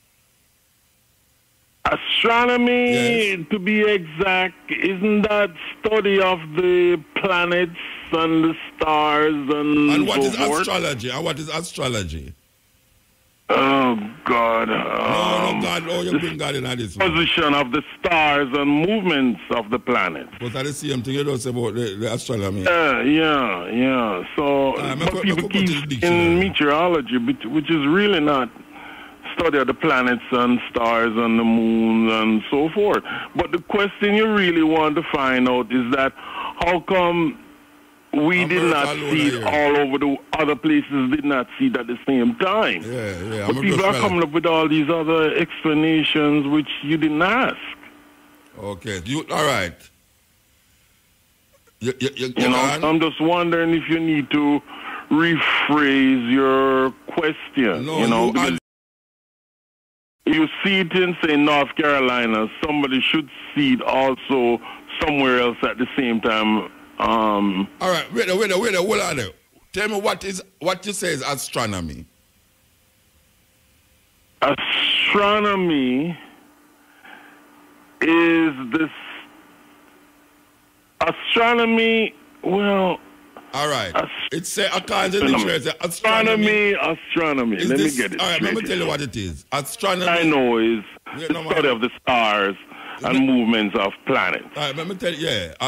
Astronomy is the study of the sun, moon, stars, planets, and other objects and phenomena. Astrology. No, astronomy. Yeah. Astronomy is the study of the sun, moon, stars, planets, and other objects and phenomena in space. That is what is astronomy. So that's why I'm asking you which one you want to talk about is astronomy. Astronomy, then. Astronomy. All right. No, astrology. Yeah, no. Somebody need to clarify that. But I just clarify it. Clarify it to you. All right. Astrology. All right. Well, it's hold on. Astrology. Yeah, go ahead. Astrology is the study of the movements and relative positions of celestial objects as a means by divine information about human beings. So it's astrology we really are talking about. Not astronomy. Right. And not meteorology. It's astronomy. Right. Astrology. Okay. Right, that's what I'm saying. Yeah, we're talking about astrology. What people call up and saying is meteorology, which is more study of the weather. Yeah. Right? But I'm saying the question that you did ask, though, is that how come you're seeing the total eclipse, say, North Carolina, say someone in Rwanda don't see the same thing at the same time? Isn't that the question you're asking? Yes. At the same day, at the same time, and people coming up that they're having it next year, they're having it 2,000 years from now. The question you're asking is that they should be able to see it at the same time, say in Rwanda. A man just give me a light on it, you know. A man just give me a light on it. Say it's a trajectory of it's where you are. It's where you are at the time when the sun, when the moon passes total over the sun. The length, the space where you're there. Yeah. Where you is at the time, and also how the earth tilt. The earth tilt on its axis. Right. So when the earth tilt on its axis, the moon will move. Right. There's a time inside with the sun, and you have to be at a certain place at a given time to see it. Right. Yes. So. Right. Well, you know, but I don't think most of the listeners, some of the listeners. Yeah, we understand. You have to take time with it. You see, the little school where we are running in the night, it's for people like me when I saw up there and so bright in these things. You understand? Yeah, I understand, you know, I understand, because it's still the University of Mutabaruka. Yeah, but sometimes Mutabaruka needs some teaching too. You understand? Well, you know, we're always still learning, as they say. Yeah, but I'm glad say the listeners them take interest tonight, and it also mean that people are going to go up on them computer and see it, and that lead to more information. Yes, there's nothing wrong with that, man. I'm always learning something new every day, every second. Yeah, man. So give thanks. And I hope you like the music. Even the name of the music. Yes, all right, sir. Sometimes I can't find it on, what's the thing I use? Goodness gracious. Shazam, man. Shazam. Yeah, Shazam. Yeah. That's what I use. Sometimes I can't get it. You have some old music there, boy, that sometimes I can't even find it on Shazam. Okay, sir. Well, but, you know, keep moving, keep doing what you're doing, and happy whatever to you, goodness to you and your family, all right? Give thanks, brethren. Give thanks. All right, take care. There's a whole heap of people tuning in New York. May I tell you, I'm still a continue the journey. Listen. We have an obligation to every last victim of this illegal aggression, because all of this carnage has been done in our name. Since World War II, 90% of the casualties of war are unarmed civilians, a third of them children. Our victims have from Palestine to Afghanistan to Iraq to Somalia to wherever our next target may be. Their murders are not collateral damage. They are the nature of modern warfare. They don't hate us because of our freedoms. They hate us because every day we are funding and committing crimes against humanity. The so-called war on terror is a cover for our military aggression to gain control of the resources of Western Asia.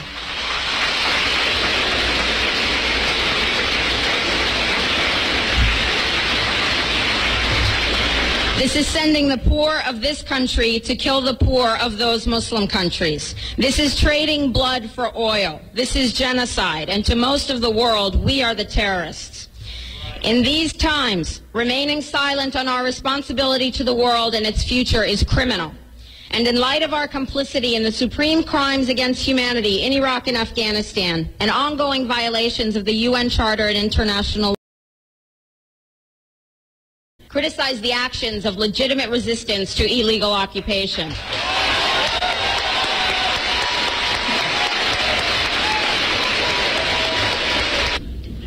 How dare we condemn anyone else's violence? Our so-called enemies in Afghanistan, Iraq, Palestine, our other colonies around the world, and our inner cities here at home are struggling against the oppressive hand of empire, demanding respect for their humanity. They are labeled insurgents or terrorists for resisting rape and pillage by the white establishment, but they are our brothers and sisters in the struggle for justice. The civilians at the other end of our weapons don't have a choice, but American soldiers have choices. And while there may have been some doubt 5 years ago, today we know the truth. Our soldiers don't sacrifice for duty, honor, country. They sacrifice for Kellogg, Brown, and Root. They don't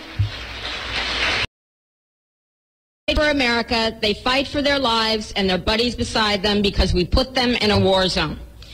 They're not defending our freedoms. They're laying the foundation for 14 permanent military bases to defend the freedoms of ExxonMobil and British Petroleum.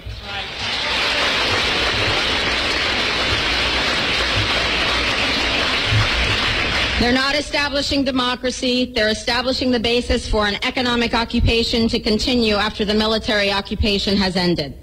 Iraqi society today, thanks to American help, is defined by house raids, death squads, checkpoints, detentions, curfews, blood in the streets, and constant violence.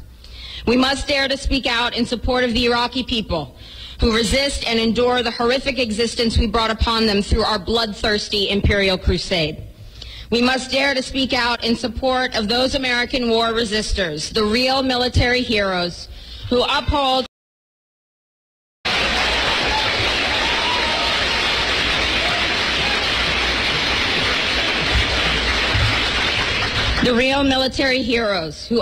their oath to defend the Constitution of the United States against all enemies, foreign and domestic, including those terrorist cells in Washington, D.C., more commonly known as the legislative, executive, and judicial branches.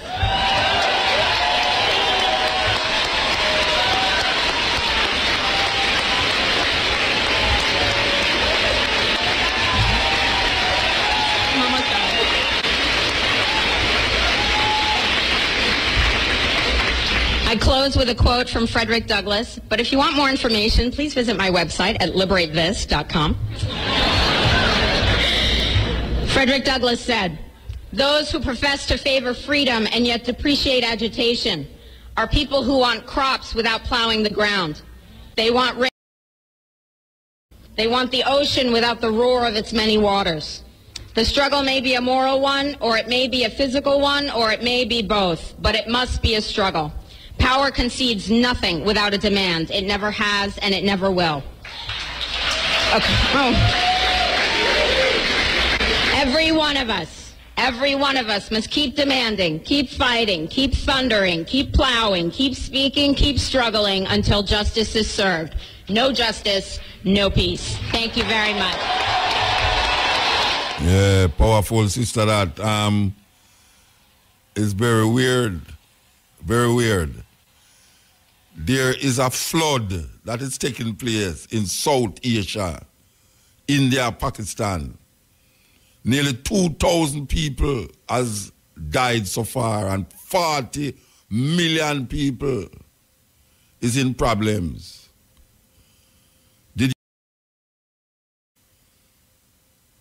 40 million people is in problems with this flood. Nearly 2,000 people die from this flood. You see power? You see when you have power, you can decide the people's condition psychologically. Because one would never know that there is a flood in Asia right now that is devastating people, millions of people. But these people who is feeling the brunt of this flood, they don't control the media.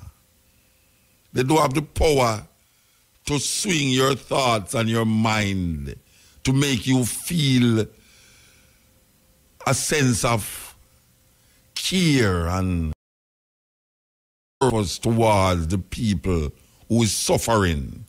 They don't have that luxury. So those who have that luxury of implanting and instilling thinking and thoughts in your mind will make you feel that the worst thing that is happening in the world right now is that flood in Texas. The worst thing that is happening right now is that flood in Texas. How much have you heard? How much have you heard that the flood in Bangladesh, parts of India, right in Asia, so how many of you heard that 40 million people is in problems right now? Nearly 2,000 people have died so far. That is what I'm fine already. We is far from that. And those people over there don't control your media to propagate it in your consciousness so that you will feel so downtrodden, like it will become like it's you feeling it. Yes, it's like it's you feeling it. You know, America have a thing named the World Series, and it's only American take part in it. Yes, the World Series, and it's only America take part in it. That is the arrogance of this thing. One would believe that when you say world, it would include other people. Like when you say the World Cup. When other people say the World Cup, you know, you have nations and nations and nations taking part. When America say the World Series, it's only Americans involved. So when we hear about a flood, and we feel bad about the flood, not supposed to happen, but it totally wipe away the pain and the agony, the death and destruction that is taking place in other parts of the world that is much more terrible than the one we focus on now. Much more terrible. Wow. May I tell you, why you listen to this? If you can't take it, just lock it until you feel it's done. It is about, I can tell you, it's 4 minutes long. So if you start to listen to it, you can't take it. Just lock it and come back. Because I should have paid some advertisement before and soothe your soul with it. You this all, yeah. Yes, Ian. Motor. Sorry, man. Well, I drop the car, get dropped out, and I go look myself on my credit down, so $150 done. But I still have $78 left on the phone. But you know, the car for now, because, you know. Can you wait again? You want to know? Yeah. Well, I shall tell you to call back and make the operator get your number. Operator. That's good for me. Operator, see if you can't get this man your number. You want to call her back and get your number? Yeah. Before you call them, before you think them. Call her and get back your number. Yes, yeah. All right. Yes, all right. So, we're taking the bridge in. I know it says him to that call back still. All right. We want to play this. As me I say, if you can't take it, just, you understand? All right, here goes. And controlling the people. You had a ship full of African men, women, and children who were at the mercy of the sailors on that crew. And those men could have sex with anybody they wanted to. The women, the children, and the men. You had to see 3 months tied down with these white men. There ain't no women there for the most part. When they start bringing women, they weren't even bringing women. They were bringing girls between the ages of 6 and 15 and raping them all. But they also were raping the men. Same things were happening on the plantation to demasculinize the black man. Control the slave population is to rape a father in front of his sons, or to take the biggest, baddest black man on the plantation and do something horrible to him, to completely humiliate and emasculate him so that people won't respect him anymore. And that still happens to this day. In the Caribbean, they had seasoning plantations which break the slaves. And one plantation or one place that had a lot of seasoning plantations was Jamaica. And people have to wonder, what were they doing on these seasoning plantations that was worse than what was happening on the regular plantations? Well, one thing that they were doing on these plantations, especially in Jamaica, they were doing a process called buck breaking, where the white supremacist slave owner or the white supremacist overseer would literally rape black men in front of the whole black population in order to break his spirit, in order to break him down as a man, in order to show dominance against him, in order to show the rest of the black population that this is not your leader. I just made your leader submit to me sexually. And this happened a lot in Jamaica. This is why homosexuality is so looked down upon in Jamaican culture. It was a way primarily of cutting down those who would rebel. In other words, it was a matter of power and control and domination. And they would call it buck busting, but it was really butt busting. Slavery continued until 1865 for about 2 generations, right? So how do you reconcile that? You can no longer bring in Africans, but you still have the business of slavery, so they still needed Africans to do the work down south, especially after the cotton gin was invented. So you had the creation of breeding farms. 2 of the largest slave breeding farms in the United States were on the eastern shore of Maryland and right outside of Richmond, Virginia. They literally bred black people like cattle. They would have sex with a healthy black woman. That woman could be his mother, his sister, his aunt, his cousin. It didn't matter, because the end product was produce a child that I can sell, bodies that I can sell and ship down to Mississippi, Alabama, Georgia, South Carolina, North Carolina. It was a business. We had breeding farms in the United States that would put one person from one plantation against another. We even had a system where if you were a breeder, male on one plantation, or a female on another plantation, or even on the same plantation, even if you were mother and son, they would mate you. And so I tell a lot of my patients and a lot of my friends, you got to stop using the MF word, because that was a description of what actually happened when the paper one breeder against another when they were related. Wow. Can't say nothing. This is the cutting edge. Yes, El. El? El. Yeah, blessed. Yes, Smooth. Sorry about that. I don't know. Should I put you the car and they play the tape, so I kind of... I don't know. Too far, you know? You hear the tape? You hear it? Yeah, man. Make it a piece sides, you know? So you know, man? And I give thanks one more program, you know? I never see you down here, though. I never see you. Well, Virgin no forward with him have some vehicle problem, you know? Okay. But me hear the discussion, as since you touch on that, I can just... Me hear the discussion last week where you have to go over in a Matrix program. With the litter thing, you know? Not your thing, yeah. Not your Jamaica thing, yeah. Yeah, and I say,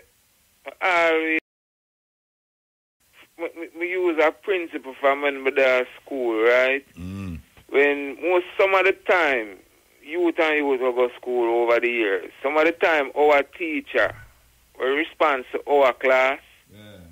But I say, here what I'm student. We are going to kind of go up at the office with that. We have a little meeting thing. So, we are going to beg the next door teacher, give her eye still. But at the same time, she want to behave herself on a level where we not disturb the other classes, them, right? Yeah.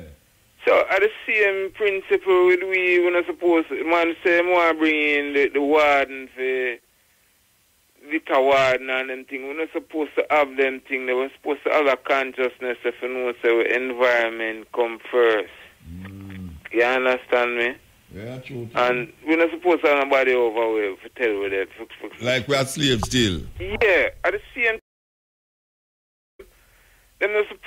go wait till police come. Them line up good in the park and them not block up the road and them thing. Them principle supposed to do upon a level because of the civility we are dealing with upon that thing, you know. Yeah. But I just want to touch upon the first tape where you play a motor with the Depo Povera. You mean, and you remember one time we have a discussion. You mean about the ball, which one? The contraceptive drug, oh, when the Israeli them get the Ethiopian them. Yeah. And they make a point, say, oh, them big drug company continue to flourish after this whole heap of lawsuit and whole heap of settlement and all of them things there. And them tell you, say, a big business. So when you carry them go court and you get a 6 that come like, you know, I use that term, I use it, collateral damage to them, you know? Yeah, man. So it's a big, huge business for them. And the part that strike me to when them use the point and say, right, I know, when them win when them lose certain cases in a certain country, them kind of spread them wings to the poorer country. Where I said Jamaica fall in that category. Yeah, the poorer, the better for them.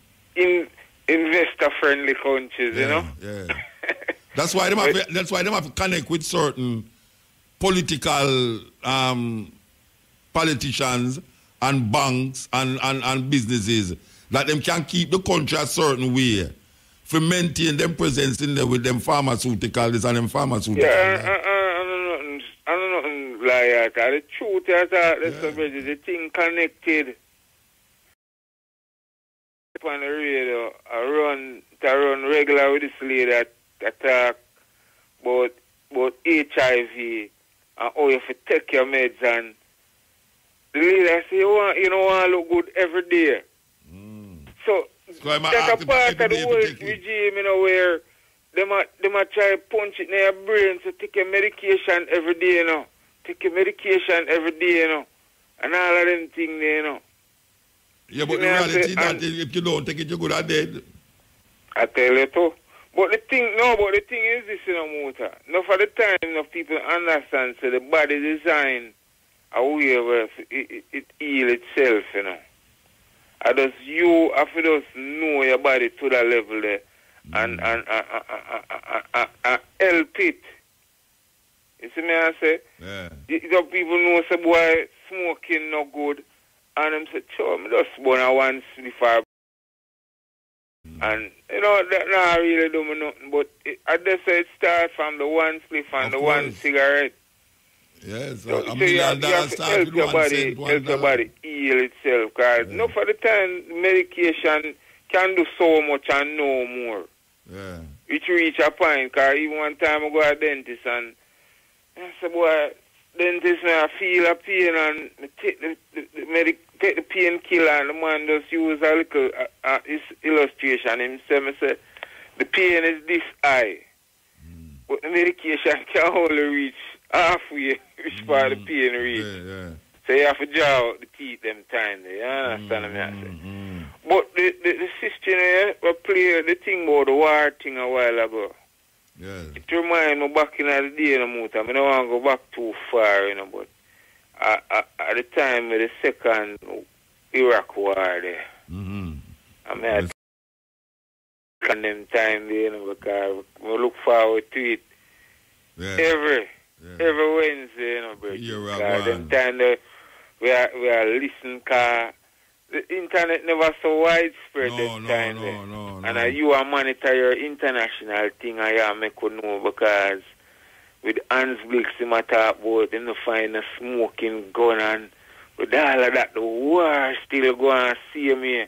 And so the 16 talk about the checkpoints, this and that. The country mash up, see me, because at the aisle greed, the people them want run in for the people them aisle.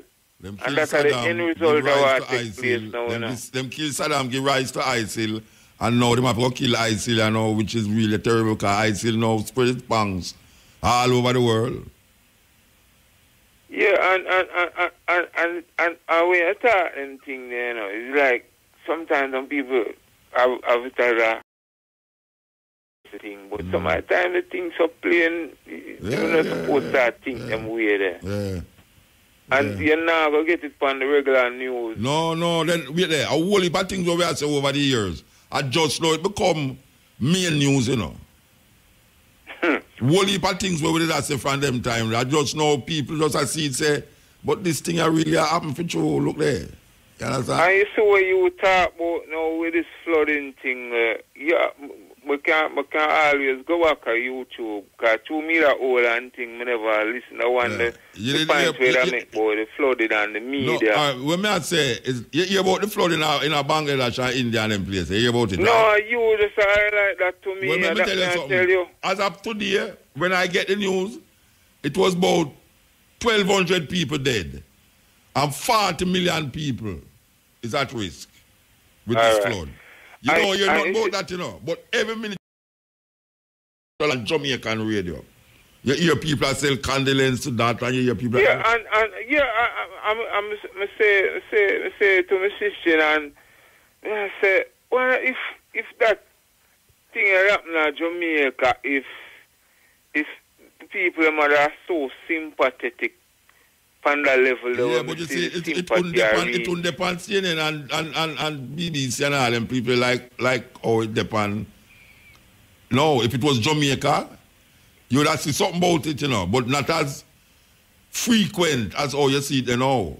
But no, what the problem with that, you know, is that when them show it, it affects people emotionally and psychologically outside America more than when it happened to we. Remember say you have all the news reporters them put on them raincoat and them gone on the boat and with them people them are rescuing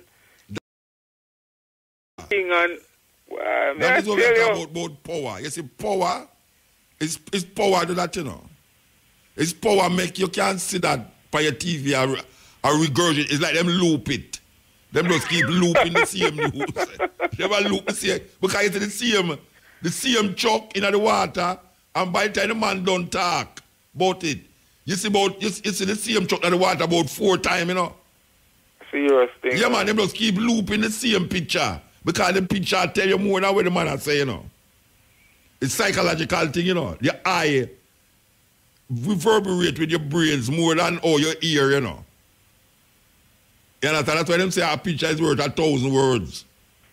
Yeah, I'm going to have a discussion about going back on the medical thing with the whole TV programming. When them have some commercial where I tell about some medication and all the medication. You check out the side effects of the medication. It worse than the sickness we have. Yeah, but what I'm doing, you know, the Virgin are reason with it. I tell me, say, here's the trick with it now. You see when them a tell you the side effects them, and the picture them a put to you, you know, because you're not listening, you know.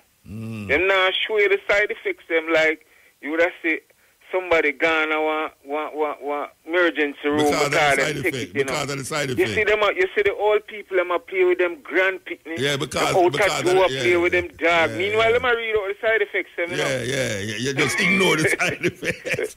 A true thing you talk. A true thing. What your eye see is not what them a say. Because after them take like 50 seconds to tell you the goodness of the tablet. And then take another 50 seconds to tell you the badness of the tablet. But there's nothing bad.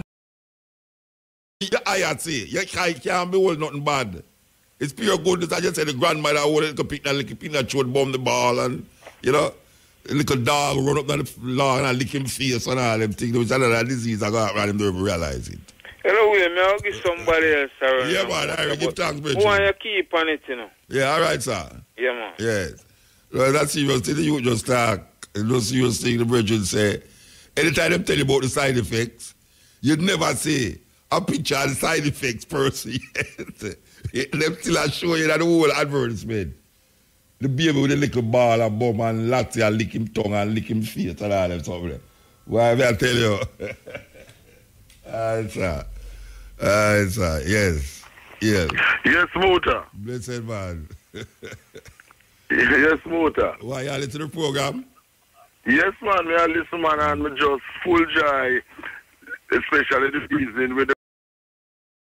It's all true. The power of propaganda. Yeah, man. Yeah, man. When you see the power of, you know, Marcus Garvey said it in a philosophy and opinions that propaganda has done more to defeat races and other peoples more than any other else thing. You know what I mean? Because they keep showing the thing, you know? You did hear me, James Garvey, the feature where Pat Clark up on James Garvey a while ago? Not a while ago. No, I missed that. But it's talking about the same propaganda type of thing? No, it's a gear history of, in a 5 minutes, it a talk about Amy James Garvey. Last week she mentioned Amy Ashwood Garvey. Oh, my cousin, yeah. But this week, hear me, James Garvey. Every week, it's called Jamaica Roots and Culture. Every week, she presents with a topic pertaining to, you know, Marcus Garvey, Jamaica, you know, Miss Lou, whatever. Well, last week, she featured... James Garvey is someone who you and I know, you know? Yeah. Well, we know, but because I tell you, say, it's a nice feature. Because people start to gravitate towards it now because of how she presented. How she presented, okay. I must ensure that I get to hear it. Well, what I'll do, I definitely get to listen the earlier part of the program and listen to it then, you know, for real, you know. But talking about Amy Jakes Garvey, I remember that with same propaganda thing. When she used to write to the Gleaner, letter to the editor, at the time it was Theodore Seeley by North Street there. And before that when Gleaner was at Harbour Street. And to counteract the lies that the Gleaner used to put out about her husband, Marcus Garvey, Seeley, never used to publish it. And when she complained, say, you know, you're publishing these things and you have other people writing things what you publish, telling lies about my husband, you know, in the Gleaner and so. And when I write to expose the lies and that type of thing, you don't publish it. And Amy Jakes Garvey told me that Theodore Seeley, the Gleaner editor, you know, their policy answer was that, well, if she wants her what she has to say about her husband, Marcus Garvey, to be written, she must get her own paper. Yes, she must get her own paper, so it goes to show, you know. So this is why Marcus Garvey, you know, established his own paper and thing, because when you don't have your own paper, it's like you, with what you are doing on cutting edge. People like you and I and others would not be able, our voices would not be heard. But not only that, it has allowed, what happened is that she published one of the greatest books ever, which was the Philosophy and Opinions of Marcus Garvey, Volume 1, 2, and 3. Precisely, also Africa for the Africans. Exactly. Yes. And it's in line with the self-reliance, as Marcus Garvey had instructed her to publish that, to give what he was really about in terms of his ideology. Because a lot of lies were being told, and Marcus Garvey put out that Philosophy and Opinions, the Black Prince solution, so one and all could see what he was saying and what he was doing to counteract the lies. And up to today, even though he's Jamaica's first national hero and the most well-known Pan-Africanist in history, we still don't have the Philosophy and Opinions of Marcus Garvey in the still, deliberately. And this must be done. This must be done. And the next thing that you mentioned too about the reason why homosexuality in Jamaica and elsewhere in the African world is looked down so much on is that it was used by the racists as a way to break the resistance and spirit of our African men. Yeah, that's not the clip we talk about, but I want to tell you, so there's a longer argument as it relates to that. I have heard you played that before, you know, more than one time, I'm sure. Yes, so it goes to show. So sometimes when you hear the homosexual brigade, homosexual mafia, saying, oh, people, nothing is wrong with homosexuality and things. You see, they're not talking about the historical record where homosexuality was used as a weapon to break the spirit and resistance of our people. Yeah. You know, and remember, not only our African fathers, men and so were raped, but little boys too. Where is that? Them I show you. And little girls were raped also too. So the whole pedophilia thing and the incest whereby they made, you know, the paper bag over the face. That you don't know is who of sons having sex with their mothers, yes. Yeah, that you don't know is who you sleep with. Yeah. Exactly. I mean, vicious, and we will not let up, and then they come with rubbish about so-called homophobia. Phobia means fear. We don't fear homosexuals, but we reject their nastiness, the perversion that they're trying to push and force on people. Yeah. And from the you don't agree with them, they want to attack you and tell all kind of lies. But we have to stand strong. Yes. We're going to England as we speak. Well, the carnival went well. Because as usual, again, the racists never want the Notting Gate Carnival to take place, saying too much crime and that type of thing. Yet they don't talk about the crime and the drug taking at Glastonbury and other of these European festivals, and also the violence, crime at football matches and that type of thing. And this year, about a third of the police force for London was brought out. They have about 31,000, and they had out up 50% and about 9,000 at Notting Gate Carnival.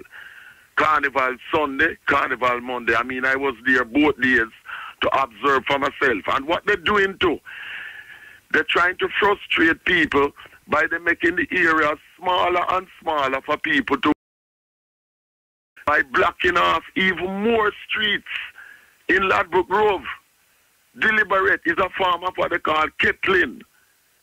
You know, squeezing up the amount of people to make it more restricted for people to be fed up. Like, you'll be one place and you just want to go over there. And they say, no, they barricade it. You have to go all the way round some long circuitous way to get to a place which you're standing right in front of. Deliberately closing off more and more streets. It's a deliberate tactic because they're trying to kill the carnival. And they're upset because the arrest rate was down from last year. You know, about 313 arrests were carried out by about 10 p.m. on Monday that the police themselves. And when you compare to the arrests at Glastonbury that took place earlier, percentage-wise, less of this took place at Carnival than at Glastonbury, which is a totally European festival there by their farm, you know. But the constant racist attempt to put down Notting Gate Carnival because it is coming from our African people from the Caribbean. And of course, what has made Notting Gate Carnival the biggest event of its type in Europe is the sound systems that play, because it is the sound systems that draw the majority of the crowd to Carnival. If it was just a float and so, you wouldn't have many people. The music, yeah. Yes, man, it's the music. It's the music. You see what I'm saying? You know, and there no killings took place because, you know, they would have used that as a weapon. But you have a station here named LBC, for example, and a guy named Nick Ferrari. Racists always telling lies about Carnival, that Carnival should stop. But he's not saying football matches should stop, where they have a lot of hooliganism and drug selling too, because these things take place at football matches. Not just violence, but drug selling and usage. And it takes up a lot of resources of the police but they don't want to stop that because that's their thing. And Carnival makes about 100 million. Adds about 100 million pounds every year to the economy. That's the kind of money. And I have to remember, people should know that Amy Ashwood Garvey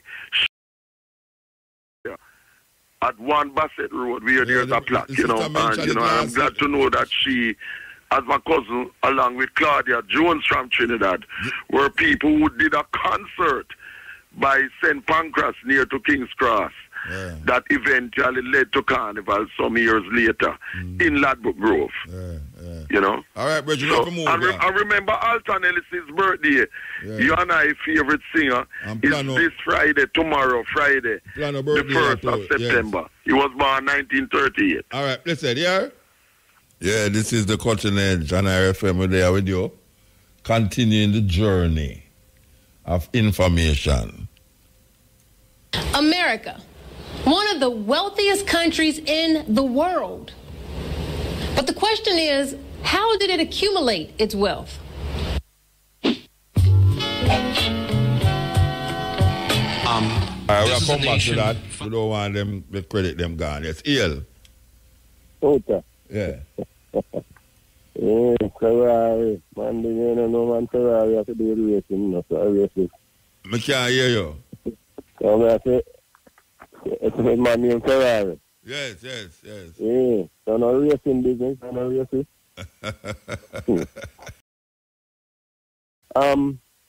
With Virgin that I go again, with the same thing with that thing, when talk about the picture, when I talk about the picture, I go over and over. Yeah, them loop it like they loop it. Yeah, because you see one time when I go for Noriega. Yes. Well, with Noriega, I mean, don't get nothing. When they take the machete and beef on the next turn, when they attack one time, and I say, I'm going like him, but I say, America can't do this and that and that. So I know them over film. But then when I look on the news, I see them and people show one picture over and over and over, and I say, I see it like the man so bad down there, and enough things are going on. I say, you know, them are good down there, so go down there, and bam, at that end. I tell them do all the time, man, propaganda. Yeah, man. And the same thing over and over. It's subliminal, you know, man. They not look on the flood, man, and say, I will look at the picture them, it's same picture them a loop. No. Yeah, the worst part, them loop it, and then them talk over it. Of course. Key that when them a show you a tablet or something, a medicine, and them say it's good for you, and then them start to tell you the bad part, like them don't show you a little woman who broke down because of the bad part. Them still a show you the same, the little dog and lassie and the little puppy and. Your vision override Yes, yeah. Where you see it's more than where you hear, it's like. Me kind of get BBC they look upon the Bengali thing, Bangladesh. Yeah. BBC kind of a little better than Fox and CNN and MSNBC, Yeah, but most Jamaican people don't know so that I go on still, It's like the other day with the thing in Sierra Leone there. And through this flood now that just disappear out of the news, It's like we're going to Sierra Leone rectify already and it's done. A couple days. Yeah, it's just a couple days a year. No, I mean this is a major thing, man. Yeah. But the next word is the astronomy and astrology. Astrology, the next one we talked before, the first one. Yeah, when the person says astrology. But astrology, the astronomer, they talk about that, the eclipse astrology, and talk about eclipse and the talk about the horoscope and things. But the astrology, the one who study, like an astronomer, they study it, and to the relationship, which part, which consideration are they and then them say affect the spiritual and all and something. So wait there. So you say astronomy don't deal with where's the astronomy not deal with? No, the astronomer. The eclipse go happen and all that. The astronomy. Yeah. Because the astrologer, interested in if say what influence the position them. That is astronomy. Yeah, the astrology, the one that will tell you your future. The zodiac sign them. Yeah, but all right, here we say astronomy is the study of the sun, moon, stars, planets, and other objects and phenomena in space. Yes, that are the astronomer, them. Yeah, them astronomy. Look to the telescope, them and work out everything and things. Right? The astrologer now, he'll take it to another level because he might look and see, all right, this I can see Orion over there, so, you know, stars over there, so, and he might talk about the interaction of them and see how it affects humans, you know, your spirit, your psyche, and all that, and the time when you're born. And that is who, the astrologer? The man who read the zodiac sign. Yeah. You know, that them deal with mostly, but with the eclipse and all them stuff now, you know, the astronomer, them, they don't tell you. Yeah, and the first time, you know, and them have computer now and work out it, so they can that means somebody right at the beginning. Yeah. That's why, all right, you say it weird. It's doubt myself, you know. Because when him say it's astrology, me ask him, so what is astronomy? Come and start with doubt and I say, is astrology or astronomy, him want to say.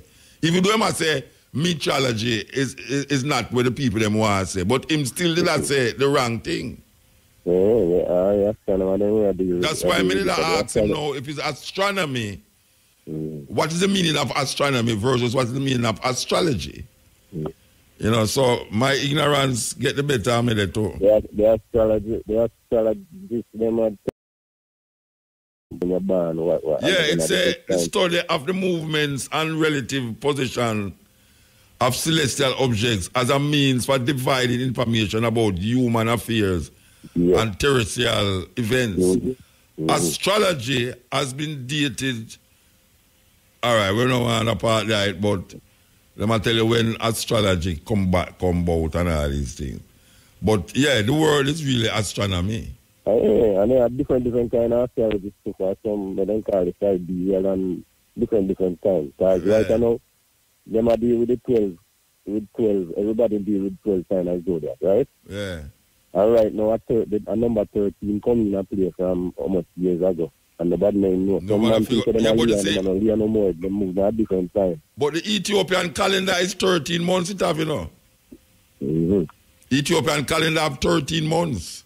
But the month different one. The time that we're not talking about. When you look up in this time, you can, if you have one book, one of the book, you know, the astronomical book, you can mark out the star, and you see the animal when you talk about, you know. Yeah, that is when the door can them the door. Yeah. Because everybody can look on the big dip and the little dip and see it look like one lady sitting there, Yeah. And with the Orion there, you don't know some of the features of it, you can see the hunter, you can see there to the sword hang down and the arrow. The arrow point, I know the arrow point, and you say, what in the state water, you can tie up to the bull. And you can trace it and see it. Understand? Yeah. But you know, they start at 12 times in the year, but the earth, the rotation now, the next constellation is number 13. But when I say, that would connect with why some people said 13 instead of 12, because the same, no, that would have a connection. Oh, the month, well, the 13 month instead of the 12 month, instead of the 13 sign, the 13 what you just talk about. Oh, astrology. The 13 signs then what you just talk about. Wouldn't that relate to the 13 months? Like how they have 12 zodiac because of 12 months?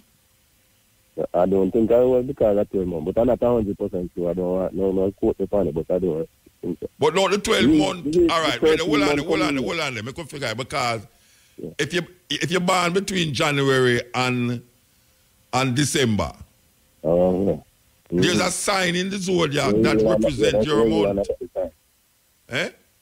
Yeah, that's a rule another time.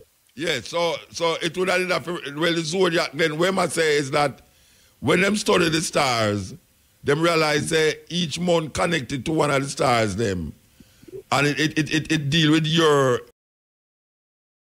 personality. Depending on when you're born in the month. So really and truly now, the sign have something to do with month because you can't born outside of a month. Logic. Yeah, you can't born outside of a month.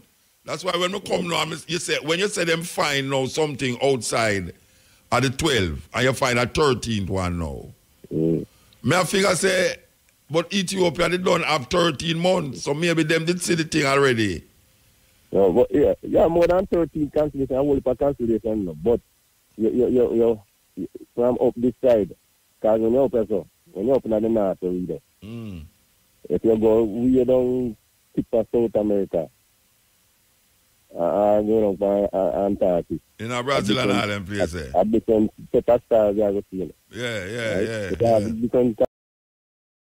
The thing is, like people then used to wonder that them ancient people there didn't know them, study them and know wholly for them because some of them not changing to them to 20,000 years. You understand? No matter how they know them. Like the Dogons. And the Egyptian them. And the Egyptian them and but the Dogon them scare the world scientists them with the knowledge where them have. Them and the millions too. But out there, you know, and and the people from what them call it, Mauritania. The what them call the people them again? It starts with S. Right. Not Mauritania, not Mauritania. Oh, not Mauritania, sorry. In Mesopotamia. Sumerians. The Sumerians' knowledge did really baffle a whole heap of scientists, how them know the thing them. To the point when all white people start say, it's alien, give them the knowledge rather than them sitting at them experience. You know, it's like old people know say you must plant certain food at a certain time when the moon shine. It's not like say some extraterrestrial being tell them about it. It's through experience. Observation. Them gain the wisdom of that. You know, a man go and realize that when him plant that thing, but him go do it at the moonshine. And then realize when him chop the bamboo in the moonshine, it take a weevil. And then one time him say, you know what I'm going to do? I'm going to go there when the moon not shine. Not that him knows that the moon had caused it, you know. But him just accidentally maybe go there when the moon not shine and go chop it. And realize that the bamboo when him chopping at the dark night hold up better than the one when him chopping at the moonshine. And the memory sharp, you know. Yes. Remember what they went to and say, you mean, of course, that them not nothing for think pan. Them have to think pan nature. You know, just, you know, and some of them, you know, get an inspiration, you know. I think just come to them and say, let me try. Make you try it, yes. And inspiration. Like just link them right away, that's all, yeah. Things so that you can get inspiration with medicine to use, with books to use. But one of my brethren did a reason this weekend about extraterrestrial beings and you know, the pyramids and who build them and the Dogon people. And the argument is that white people always don't want to give credence to other set of people's accomplishment.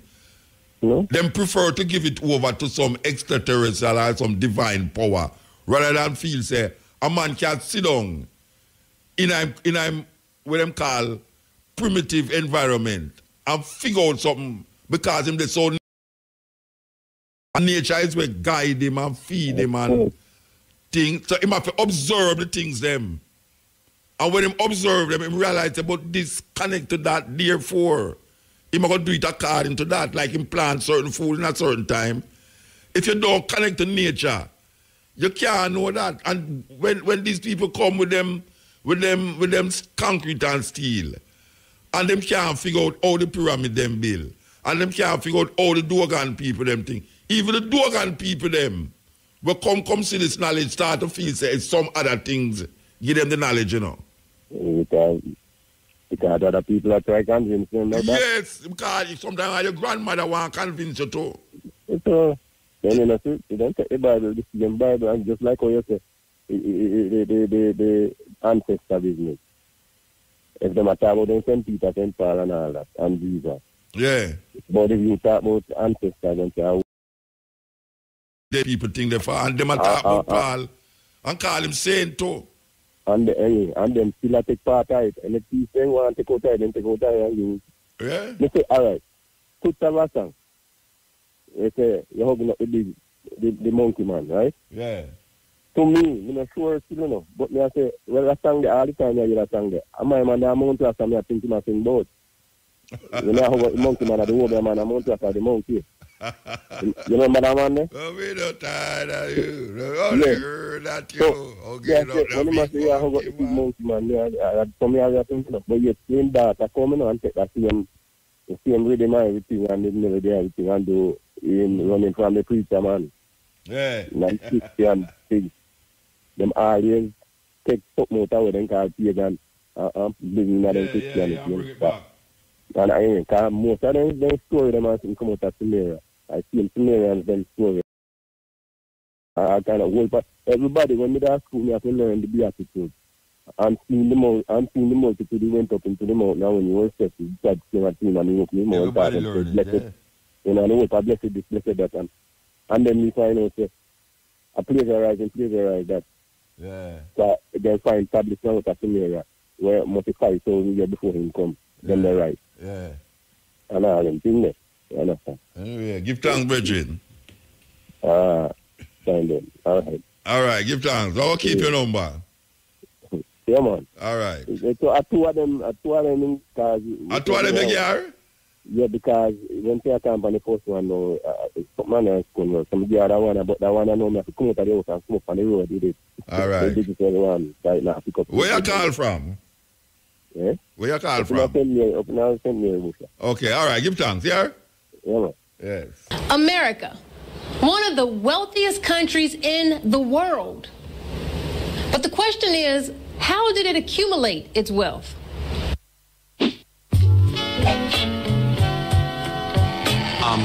This is a nation founded on genocide and built on the backs of slaves. So we started with a race. Yeah, that is Michael Moore talking. We tried to actually eliminate one entire race, and then we used another race to build this country actually quite quickly as a new country into a world power. This country never would have had the wealth that it had it not had slavery for a couple of 100 years. But I say to white people, look, you didn't do it. They say, yeah, that's right. We didn't have nothing to do with slavery. Yeah, but because of slavery, when you immigrants came here, America was already built with the blood, the sweat of my ancestors. So you got what you got because your fathers gave us what they gave us. One mistake that's often made is showing how the South, the Confederacy, acquired their wealth off of ancestors. And even then, it's reduced to just a few slave owners who saw a real benefit. No. Chattel slavery of blacks benefited the South, but just as much it benefited the North and all of America and its many European immigrants. Well, I won't see my longer hair. America's economic structure was propelled by its dominant export, sold throughout the world, cotton. This one crop provided over half of all U.S. exports earnings. And by 1840, 60% of the world's cotton was grown, picked, and labored over for free by our ancestors. These plantation owners were raking in money, accumulating great wealth, and never having to pay one dime to their laborers. But the North developed a variety of businesses that provided services to the slave South, like textile factories, insurance companies, shippers, and cotton brokers. But it doesn't stop at the slave owner or the businesses that provided the services to the slave system. Banks, yes. Bankers on Wall Street made millions selling goods to the South, along with giving loans and creating banks to finance Southern plantations. And much of this same wealth they still have today. Let me give you some examples. J.P. Morgan and Chase Bank admitted that between the years of 1831 to 1865, two of their predecessor banks, Citizens Bank and Canal Bank in Louisiana, accepted 13,000 slaves as collateral on loans that slave masters defaulted. One of the more successful banking families that built much of their wealth on the slave trade was the Brown family, more commonly known as the Brown Brothers and Harriman Company, which is the oldest and largest private investment bank. The Brown Brothers owned hundreds of slaves.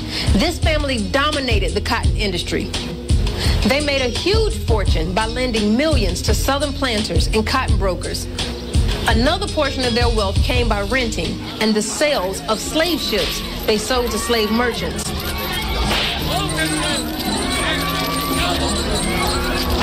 They served as one of the most important sources of capital in foreign exchange in the U.S. economy.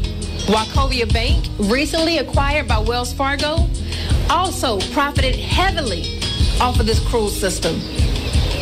Mayer Rothschild, a German banker and the founder of the Rothschild, is believed to have become the wealthiest family in human history, made enormous gains by using our ancestors as collateral. The insurance industry also saw great benefits from slavery. Companies like AIG, Aetna, New York Life were the forerunners in this industry. But see, it's also very important to note that these same plantation owners and business owners would donate large sums of this wealth in order to train their children and the next generation on containing the wealth. For example, Harvard. Harvard was built due to large amounts of money given by Isaac Royal, a plantation owner in the Caribbean islands of Antigua, who made a massive fortune off of his many sugar plantations. Yale was and established its prestigious scholarship program. Princeton. By the mid-1700s, many of its students were sons of plantation owners. Brown University, named after the famous slave owner banker, the Brown Brothers. A large portion of this campus was built with slave labor.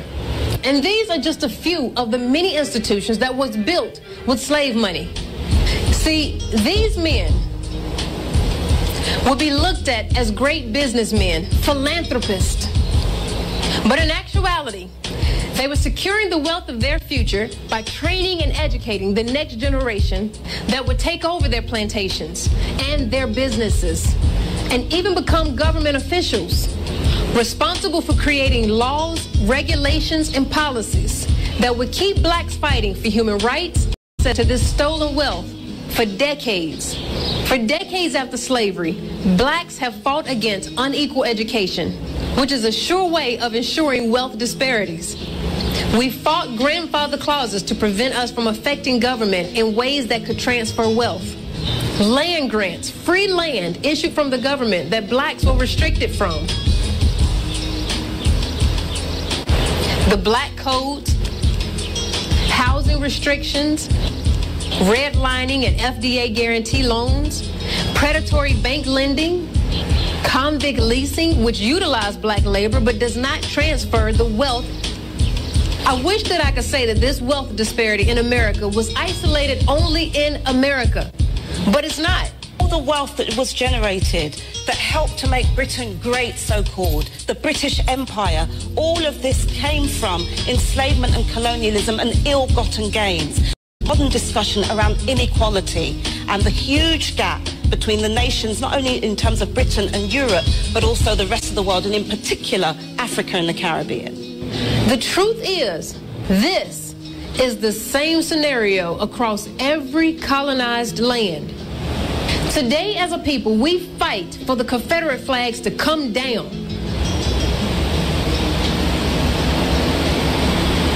We even fight for people to stop using the word nigger.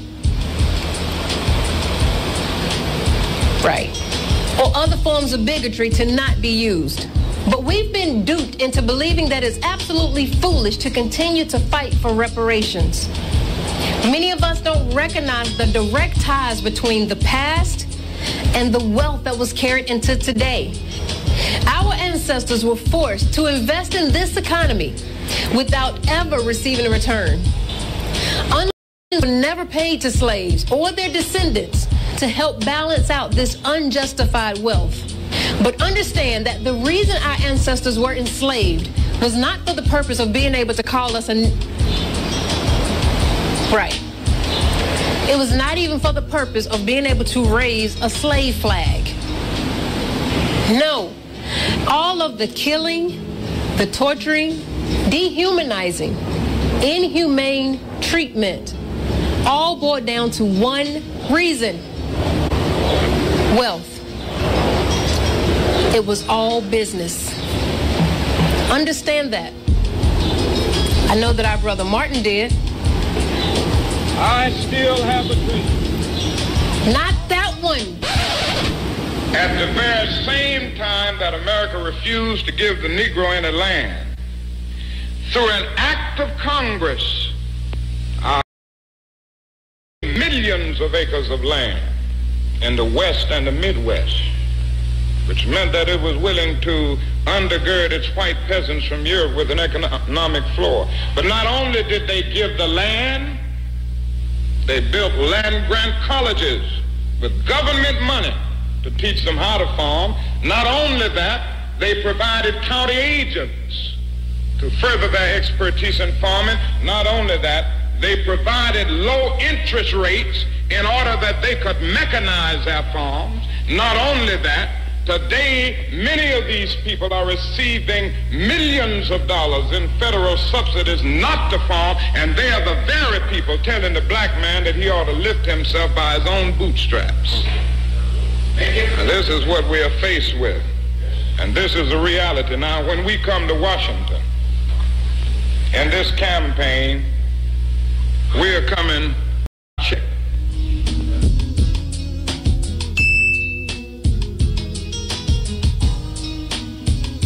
Yes. Food for thought. Yes. Yeah. Muta. Yeah, blessed. Yeah. Yeah, Muta. Yes. Muta. Yes. Can you hear me? Yes. Yeah. Well, let's correct ourselves here. All right. It's what we're talking about was really astronomy. That's what we just talked about a while ago, the region. Yes. I'm calling from the Bronx again. Yeah. You heard the brother a while ago?